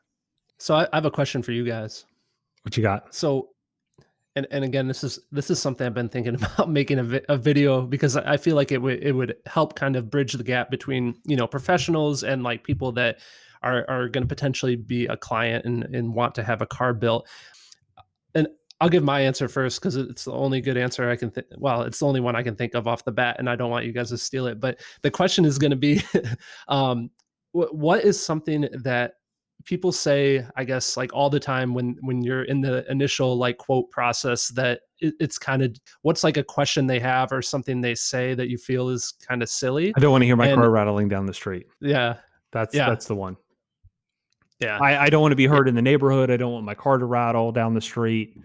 That's the most worn out cliche in car audio sales ever. So the one I was going to say is, I don't want a competition system. Like, right. I get that a lot too.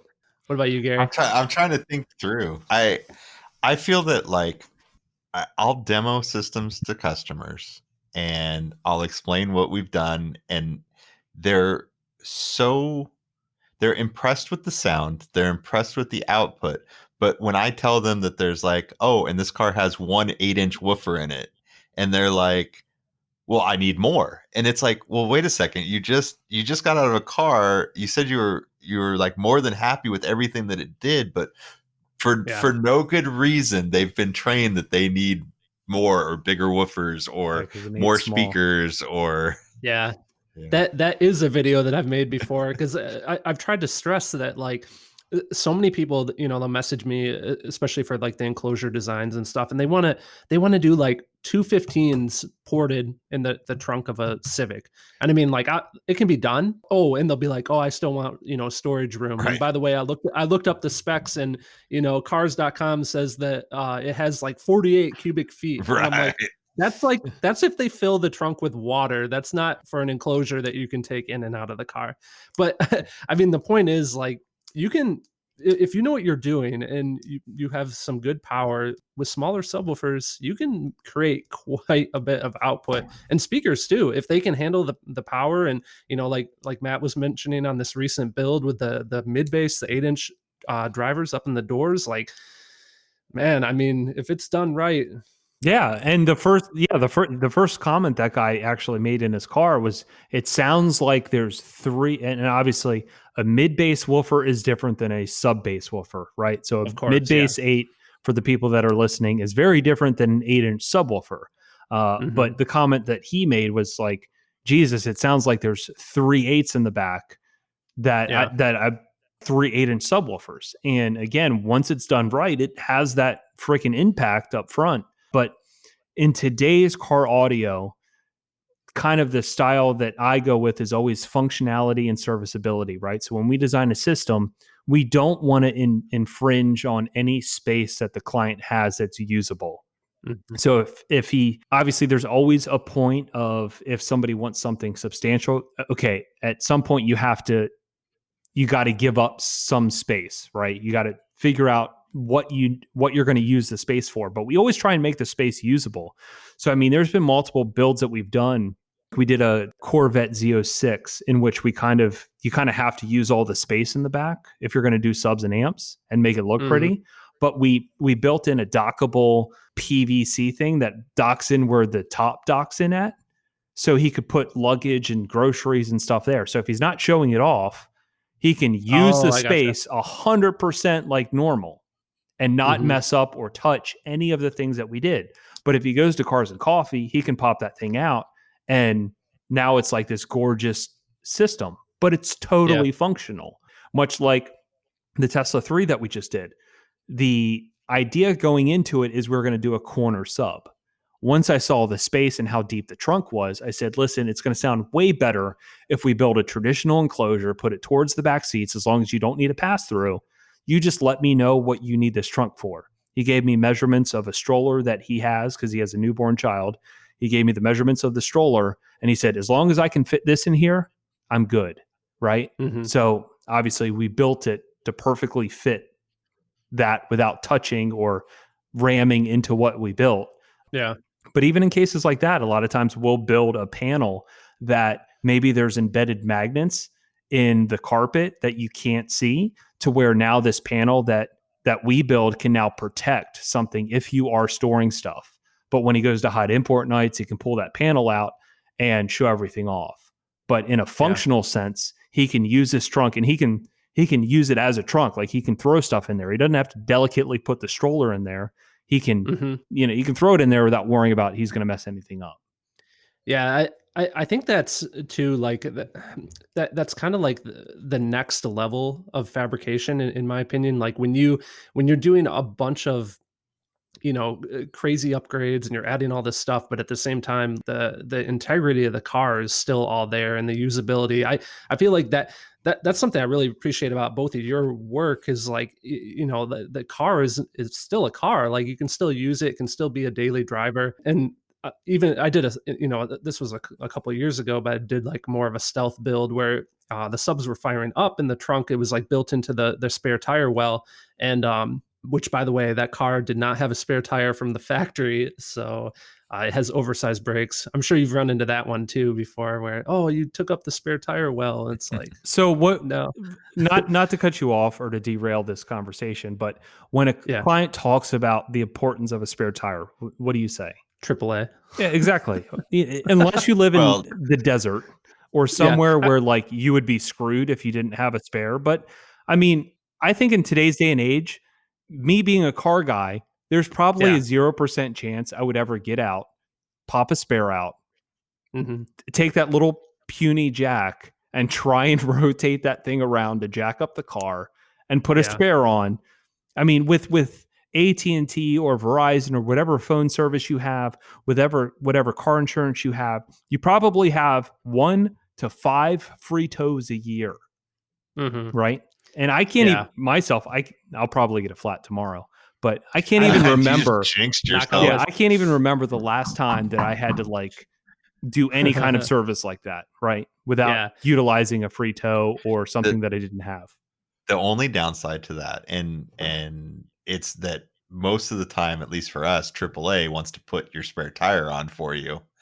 They're not like necessarily. I mean, you don't want to drag a car with an expensive rim up on a flatbed even, or something to that effect. But yeah, I mean, to me, we've come I feel like full circle with this conversation, but it kind of boils down to like what matters to you, right? Yeah. So like, I rather have an awesome system in my car, and like I wouldn't say I'm an SPL guy by any means, but I want it to jam. Like, I want the subwoofers to be in the trunk. And I've never had a car where I've removed the spare. Actually, this Jetta build that I'm working on right now, it has a pretty sizable enclosure in the trunk, and you can still get at the spare. I made sure that you could still remove it and everything, and that everything was serviceable. And but even if I did want to take up the trunk, or if some guy does take up the full trunk and gets rid of the spare, like, that's his choice. Like, maybe he only drives that car like once a month. That's it's up to him to do. And to me, it's, again, I'd rather have an awesome system. If I have to tow the car, if it costs a couple $100, that's the expense that I'm willing to take for having this upgrade in the right. car. And you'll get some clients that are adamant about that, about having the spare, and it's up to us to now come up with the design that that appeases that. I mean, that's like taking an interior designer of a house, right? You're just not going to let them do whatever. You're going to say, okay, I like these colors. This is my style. Adapt to that. And that's what we're doing in all of these cases with all of these different clients. We're adapting to the style, how they use the car, and we're coming up with something that, is going to, one, flow with the car, make it not look some like thing that was just thrown in there that had no thought behind it. But, I feel like that's where the industry is nowadays. It's OEM integration. People care more about it looking like it's supposed to be there versus something that's just what we did in 2000 where everything was painted. Yeah, exactly. Like that to me, that's again what sets apart some of the higher end retailers and car audio installers is again that like level of integration and engineering to make sure that if the client does have this ask that they do want to be able to use, a certain feature of the car or retain something, you're able to do it. Because I feel like there are some shops around still that unfortunately like the focus during the sales process is purely like gear. It's just gear. Yeah. It's not like how are you using this car? How do you want the system to sound? Yeah, Like, those are like the that's most just left important out. questions of what we do. I Yeah. can't even imagine selling anything without knowing those questions. Yeah. Yeah, the gear is almost less important. I feel like most of the cars, at some point in the consultation, there is some sort of compromise or question that you always have to ask the customer. Are you willing to get rid of this, or can we put this? I had one recently where we put a base level control in everything that we do. And I had this base level control I needed to mount in a very high end car. And I'm like, it can go here, it can go here, it can go here. And it was like, nope, nope, nope. And absolutely don't want you to drill a hole there. Don't want you to drill a hole there. Don't want you to drill a hole here. And what I ended up doing is I laid out in CAD a 3D pod that slipped on the backside of the dash panel and had a set screw from behind. And it sandwiched up on the dash panel and set screws from behind, no holes drilled. But we spent 4.5 hours designing and installing it so that we didn't have to drill a hole. But in that car, that was the right decision. And it was worth the extra money to the customer to get it done and not have to replace a part down the road. Right. Yeah. But when you get that integration is invaluable, right? So like when I did the job in the Escalade, when we were doing the motorized amp rack and things like that in that job, we removed obviously the third row seat, and he was fine with that, right? He wanted to do something that was awesome, that had a lot of power, a lot of sub box and things like that. So we had to remove that third row seat, which he was cool with, right? So obviously the third row seat was motorized and there's buttons in the back. So I'm like, well, how fucking cool would it be if we use the motorized seat buttons to basically motorize the amp rack up and down? Because it's utilizing what is there in the car to perform whatever it is that you're doing on the car, right? It's keeping as much things factory as possible. And I feel like that's where I feel like when I build things, that's where I try and exceed and advance. I feel like it's more on the integration side. So if I'm doing a DSP controller, how do I not make it look like there's a DSP controller installed, right? Whether it's using smoked acrylic and having it behind it where you can't physically see the component of, the Mosconi controller. How do we hide it? How do we integrate it in to make it look like it's a part of the car? So I feel like that's been my biggest challenge, is trying to advance those little things that you install in every vehicle in order to make it look integrated. Do you find that your clients are usually pretty receptive to, because here's again the thing. I feel like a lot of people, unless they saw the process, I mean, something like that's a lot of labor. Yeah, it's like a lot of work. You're no longer just taking two screws and drilling them through the bottom of the dash and mounting it underneath there. Like you have to design. Or some shops will hot glue it in like a pocket, and like that's what you get. But that's what's kind of great about the social media. I feel like people can see like, okay, like that's next level, your end result that you usually get. So I'd imagine for you, it's probably a pretty easy sell that like, hey, we're going to do this right. Like we're going to make sure it's integrated properly. Well, that's the great thing about what you do on YouTube is I feel like a lot of the people who are interested, they're the same clients that I have. They're the same viewers for the most part. The people who actually are clients are the same people watching your videos too. And they're educating themselves before they make a decision. Much like if you and your wife right now want to buy a new Dyson vacuum, what are you going to do? You're going to go on Amazon and you're going to look at thousands of reviews of all the different Dyson models that they have.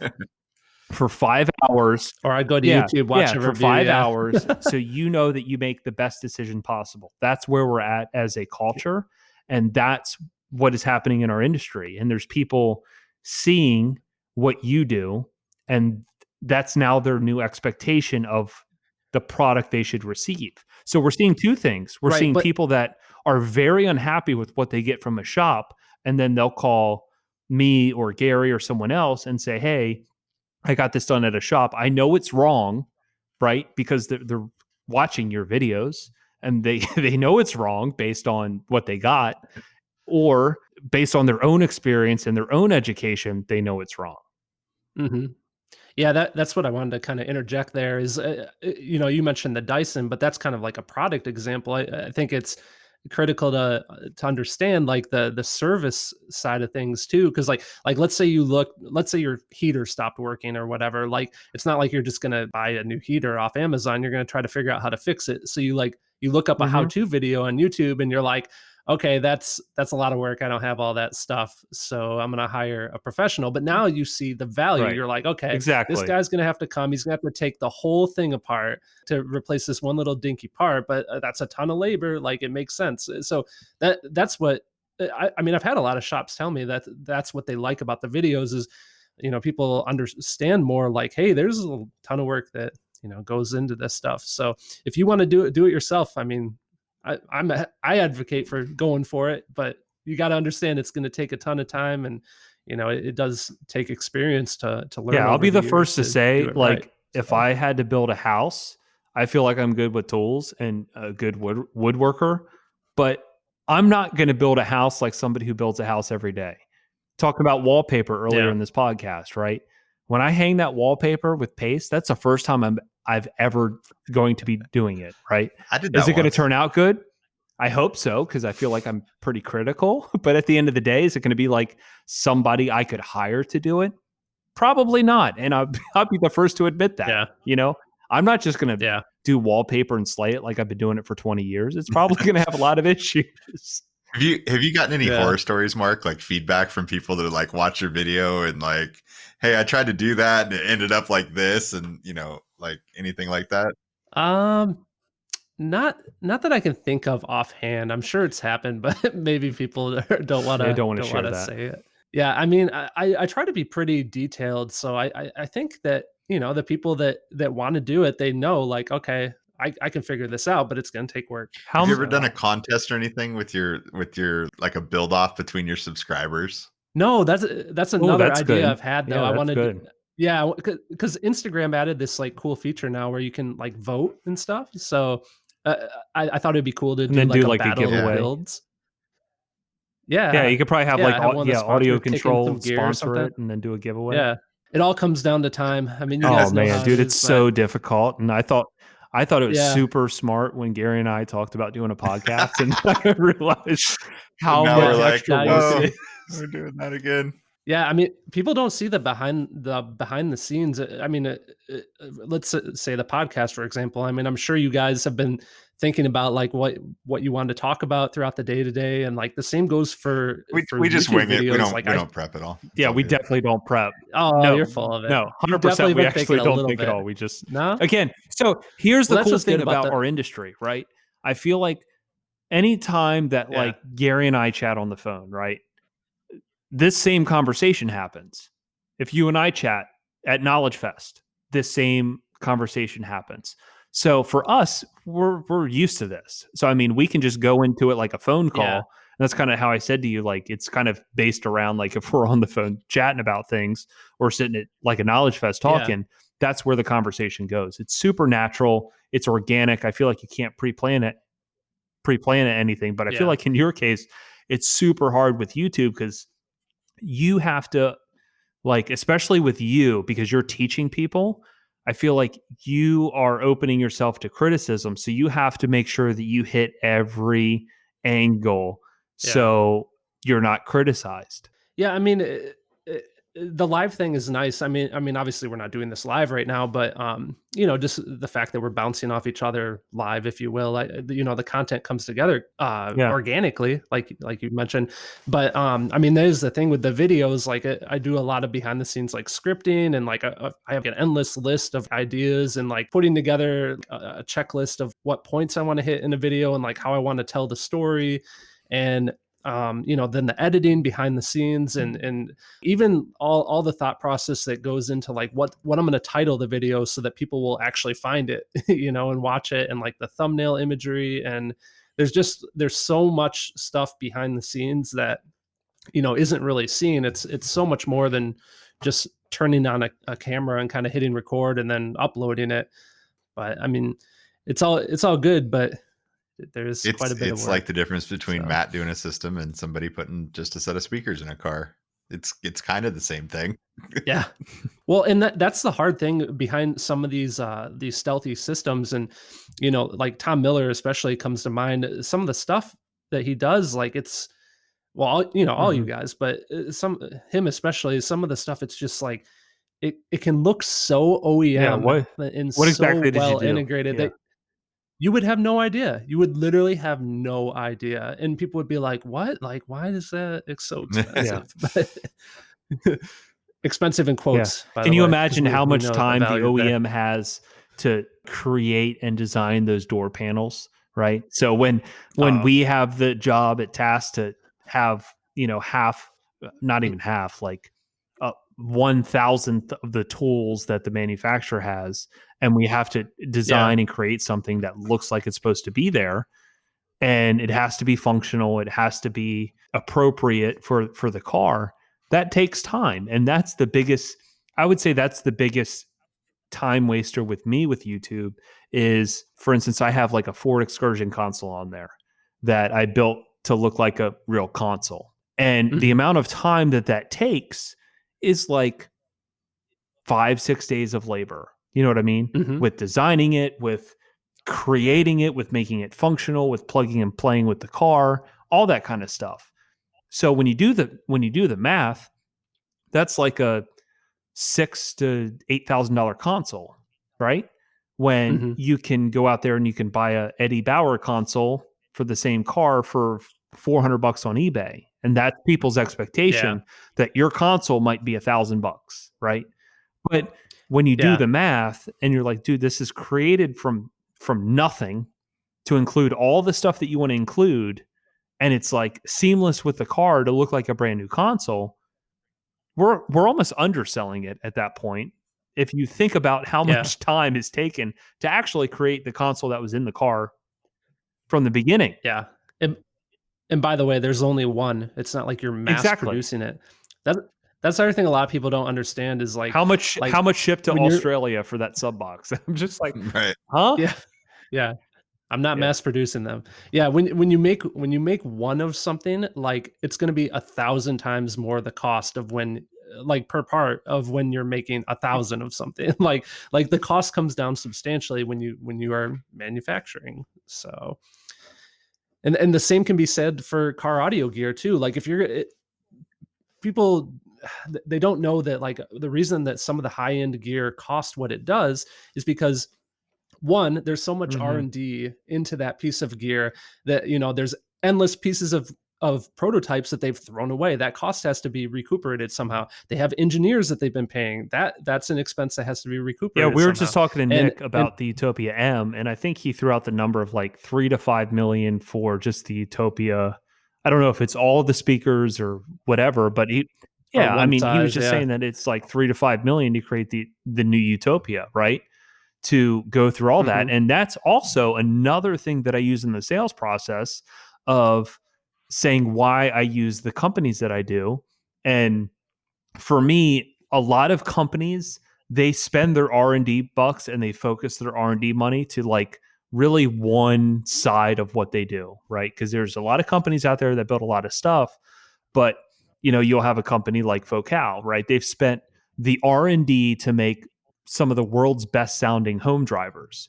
And it's crazy to not think that wouldn't trickle down to every speaker that they make, because they learn so much valuable information with that R&D Mhm. in making a speaker, that obviously it's going to trickle down to all of everything else that they make. Yep. So that's kind of like a big selling point when it comes to exactly what from what company are you buying? Because, you know, Gary and I have talked about like JL, they make a sub that you could probably throw in a cardboard box that it comes in, and it would sound sound good. It would sound decent. awesome.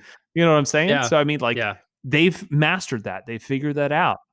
Oh, and by the way, if you look at the side of their packaging, it lists like 4 patents that they have for that particular Exactly. subwoofer.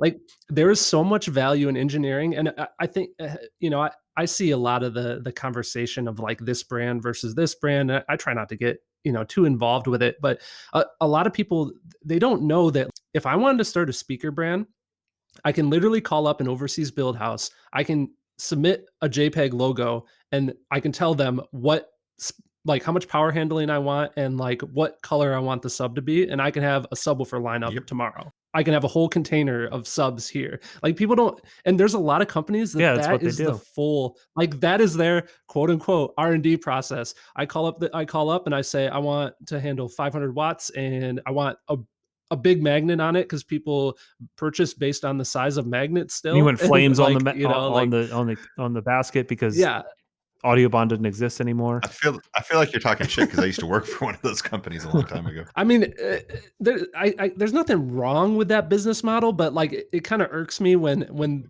like you'll read some of the promotional stuff on those kind of websites, and it'll be like, it's just, to me as an engineer, it's like so clear that it's all like promotional jargon where it's just like, oh, oversized magnet and underrated and like blah blah blah. I just feel like I can see through it, and I wish more people understood Wish there the was more quality of like honesty in the world. true You know what I'm R&D. And saying? Because yeah, that comes yeah. down to the whole sales process. And Gary and I had talked about this too, is where if a client calls and says, listen, I got $3,000, I want to do a full system in a Mercedes, like a 2018 Mercedes, right? At the end of the day, you can't physically recreate something better than that car has for that amount of money to really do a DSP, speakers, amps, all that kind of stuff, and really get the return on the investment of what that client is spending.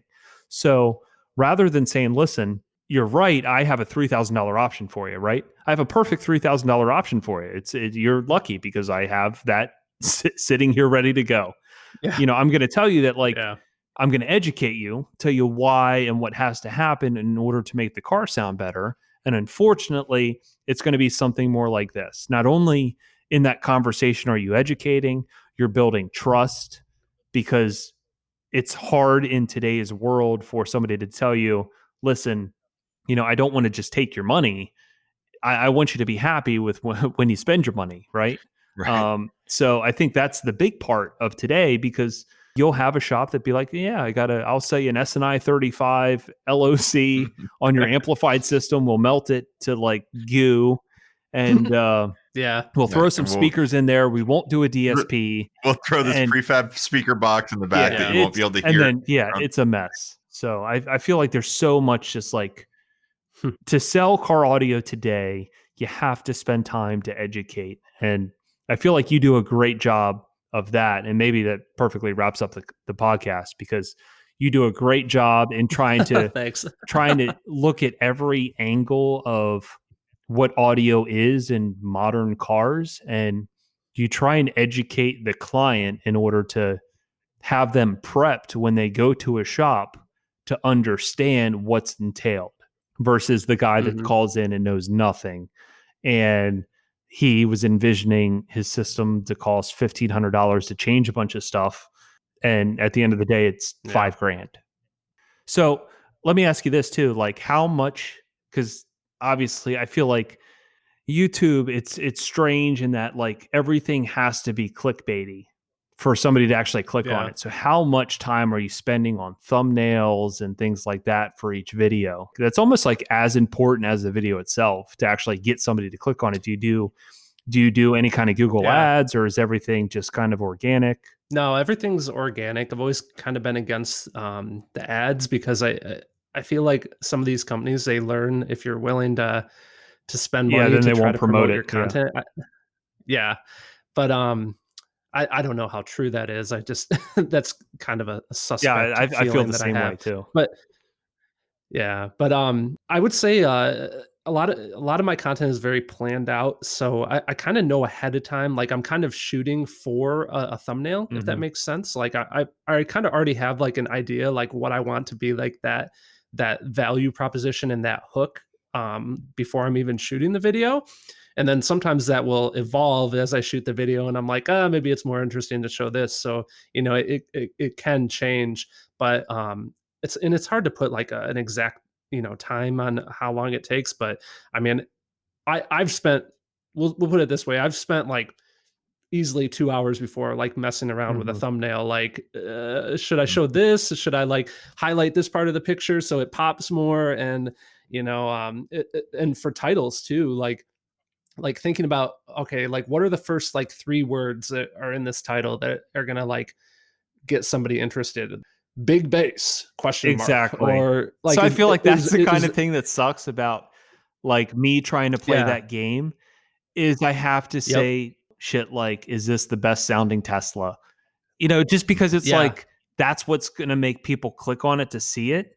And unfortunately, yep. if you just don't have that, you're not gonna get the same. Yeah. And so here's my opinion on that too, because I used to feel bad about it, right? People would be like, oh, that, like your title is so clickbaity. But the thing is, like, the whole reason I'm making videos is because like I want people to Right. watch them, and I'm not like putting like a pretty girl in my thumbnail and then like you watch the video and like that girl was like Right, nowhere, right, because right. people So would, you're to saying me when you that's show the to me pretty girl, that's she's in the sketch. video. That's what you're Yeah. saying? Okay. Yeah, yeah. It's my wife and she's gorgeous, so if you if she listens to this, I just scored extra points. But no, I try not to be scummy about it, and I don't think it is. Like if you put, "Is this the best sounding Tesla?" Like that's gonna get somebody to actually click it. And like to be honest, like I mean, I'm a little biased because you're my buddy, but like I feel like you're gonna have a far better video for them to truly like get an understanding of like what Right, it is right. for a Tesla sound system versus this guy that's just he's just a vlogger. He has like 5 million followers or Right. whether, and like Tesla let him drive a car for a Exactly, day, and exactly. like, you know what I mean? Like who's going to really give the better experience? So is it clickbait if you deliver on good content? I don't think so. Like the point of making a good thumbnail is so people click it. That's the whole thing. I'm baiting you. I want you to Yeah. click it. So Have you So tried yeah. that reverse psychology? Don't click on this base video. Yeah. Yeah, see that's like another example. Like, yeah, it's kind of that is clickbait yeah. to me. But So we'll yeah, end on this. Something that people don't know about the both of us, you and I, Mark, is that we were yeah. I think you're still an avid paintball player, or no? Oh Okay, yeah. so Yeah, yeah. I was an avid paintball player when I was probably 12 to 16, and I played Yeah. professionally for a little bit. Yep. What is the best Nice. paintball gun Uh, of all time that you think existed? yeah, well, Like if you can point to one so I gun mean, and say this was like the creme de la creme of paintball. yeah, yeah. So I mean, first of all, it's interesting that you asked this. And I kind of, or you mentioned it because it's kind of cool. I don't think a lot of people know that at all. But yeah, big into paintball for several years. But yeah, I mean, back in the day, like everyone talked about the Mhm. Angel, right? Like that was the best gun. But I turned into a big die Mhm. fanatic. Anyone out there that Yeah. has played Yeah, paintball will anyone know, knows, like the Matrix. anyone knows. So yeah, yeah. So the M2, M3, that's my current go-to. I feel like they've kind of lost the market share. Gary's looking like totally Yeah. lost right now because he has no idea Right what over we're my talking head. about. He's checking I emails feel right like now. they're more, I was watching yeah, I YouTube. feel What are like you they're talking more, about? Die is definitely more boutique now, but yeah, that's my Yeah, I don't go-to. even And know where the current everyone, status of paintball really sits, but I would yeah, say my favorite gun of all time, and I'll still yeah, autococker. You're gonna say it. I know it. I Yep. still search eBay to try and find the exact gun that I used to play with all the time. It was a Yeah. Shock Tech SFL autococker, and Oh it was God, dude, so that. silly. And this is coming from the team that I was with, Team Adrenaline, where we had a angel called the Adrenaline Angel. So we had our own version of Yeah, the you guys had yeah. custom built gun. Yeah, you had an Yeah, impulse, yeah. adrenaline So impulse. I wanted that one too. They dude, no, it's it's fun. I cool that miss you it. you I miss it mentioned that. so much. I feel like it's one of those things like it's riding a bike. Dude, I haven't played in Yeah, probably 15 years, but I feel like if you were to just put me on a speedball course right now, I yeah. feel like, I'm just running to the 50, the 60, kamikazing up the sideline, taking as many people Let's out as do it, man. possible. You gotta come out and I know what Yeah. we're doing. Yeah. We'll bring Gary. Gary, you ever I played have paintball not, before? and I was while you guys were having that talk, I was on Ah. Google looking at. I wanted to pop off with the well. What do you guys think about this one? Just out of the blue, but everything Yeah, I what, found was what like do you think about intermediate. fart parts? Yeah, right. I'm surprised because the scene in California that's like the big paintball scene is Well, It's California. anytime you funny guys too. want to I come feel like out, whenever I there's talk plenty of about hotels in the area. I feel like whenever Yeah. I talk about paintball with people, like you and I can talk about paintball, like competition Yeah. paintball, and then there's the crowd that like plays in the woods with camo and body Yeah. armor. Yeah, let's be clear. I'm not like a Yeah, milsim player. I have nothing against those guys, but that's just not my style. I play the yeah, speedball like Maddie, fast and adrenaline packed, and the markers yep, shoot yeah. quick. You're not in the woods with So like a body vest on and a ghillie suit, hiding in the leaves. oh my Nope. god, no! This was yeah, It's been fun. it was a fun little Yeah, talk, and I always feel like we could always do yeah. this forever, but obviously we always have Yeah, to cut it off we at could some do it for point. days. Can I do a shout Yeah, out, of like, course. real quick? Yeah. Like, yeah, big shout out to you guys. Like, I've definitely followed your work over the years, and from the crazy fiberglass creations of Sir Gary Bell, and all the Gary's the like Matt, OG, one of the OGs of just yeah, straight up, yeah. of body filler, I would say. He's got so many body filler Yeah, and then stories. Just wait till you hear the yeah. podcast with him and Steve. That was a Oh good one. gosh. A lot of body filler talk. Oh yeah, I can't That I was a can't good wait. I'm one. sure. Yeah, so shout out to you guys. Shout out to Brian Schmidt, of course, Mobile Solutions, and all the boys, and all the sponsors of the channel. I really appreciate them for making it so I can make videos full time for everyone. And big shout out to all the fans, all the followers. Appreciate Yeah, those keep guys doing what especially. you do. We're just So trying to reach out to everyone because I feel like these conversations happen, you know, often, but they're just not recorded. You know what I'm saying? And yeah, and it's a cool way to yeah, for like sure. keep in touch with a lot of different people, right? Because like I feel like with Yeah, some of the people we've had on, I don't really know their backstory, how they got into it. So it's like kind of fun to hear that stuff and just kind of chat organically about the whole thing and then also catch back up on, normal life. So it's fun. yeah, for sure. Well, I wish you guys the Yeah. best. Let's keep it going. Maybe I can come Yeah, on for again sure. sometime soon. This was awesome, and yeah, we definitely again appreciate what you do, and we've had some fun Yeah, times together, and so we'll do this again. Cool, cool. for sure. I can't wait for this to all be over and we can actually hang out in person Yeah. I can't again. wait to do it again. We can Yeah, travel. But one Yeah. of these days. all right, Marky Mark and the Funky Bunch. Skip, skip. And I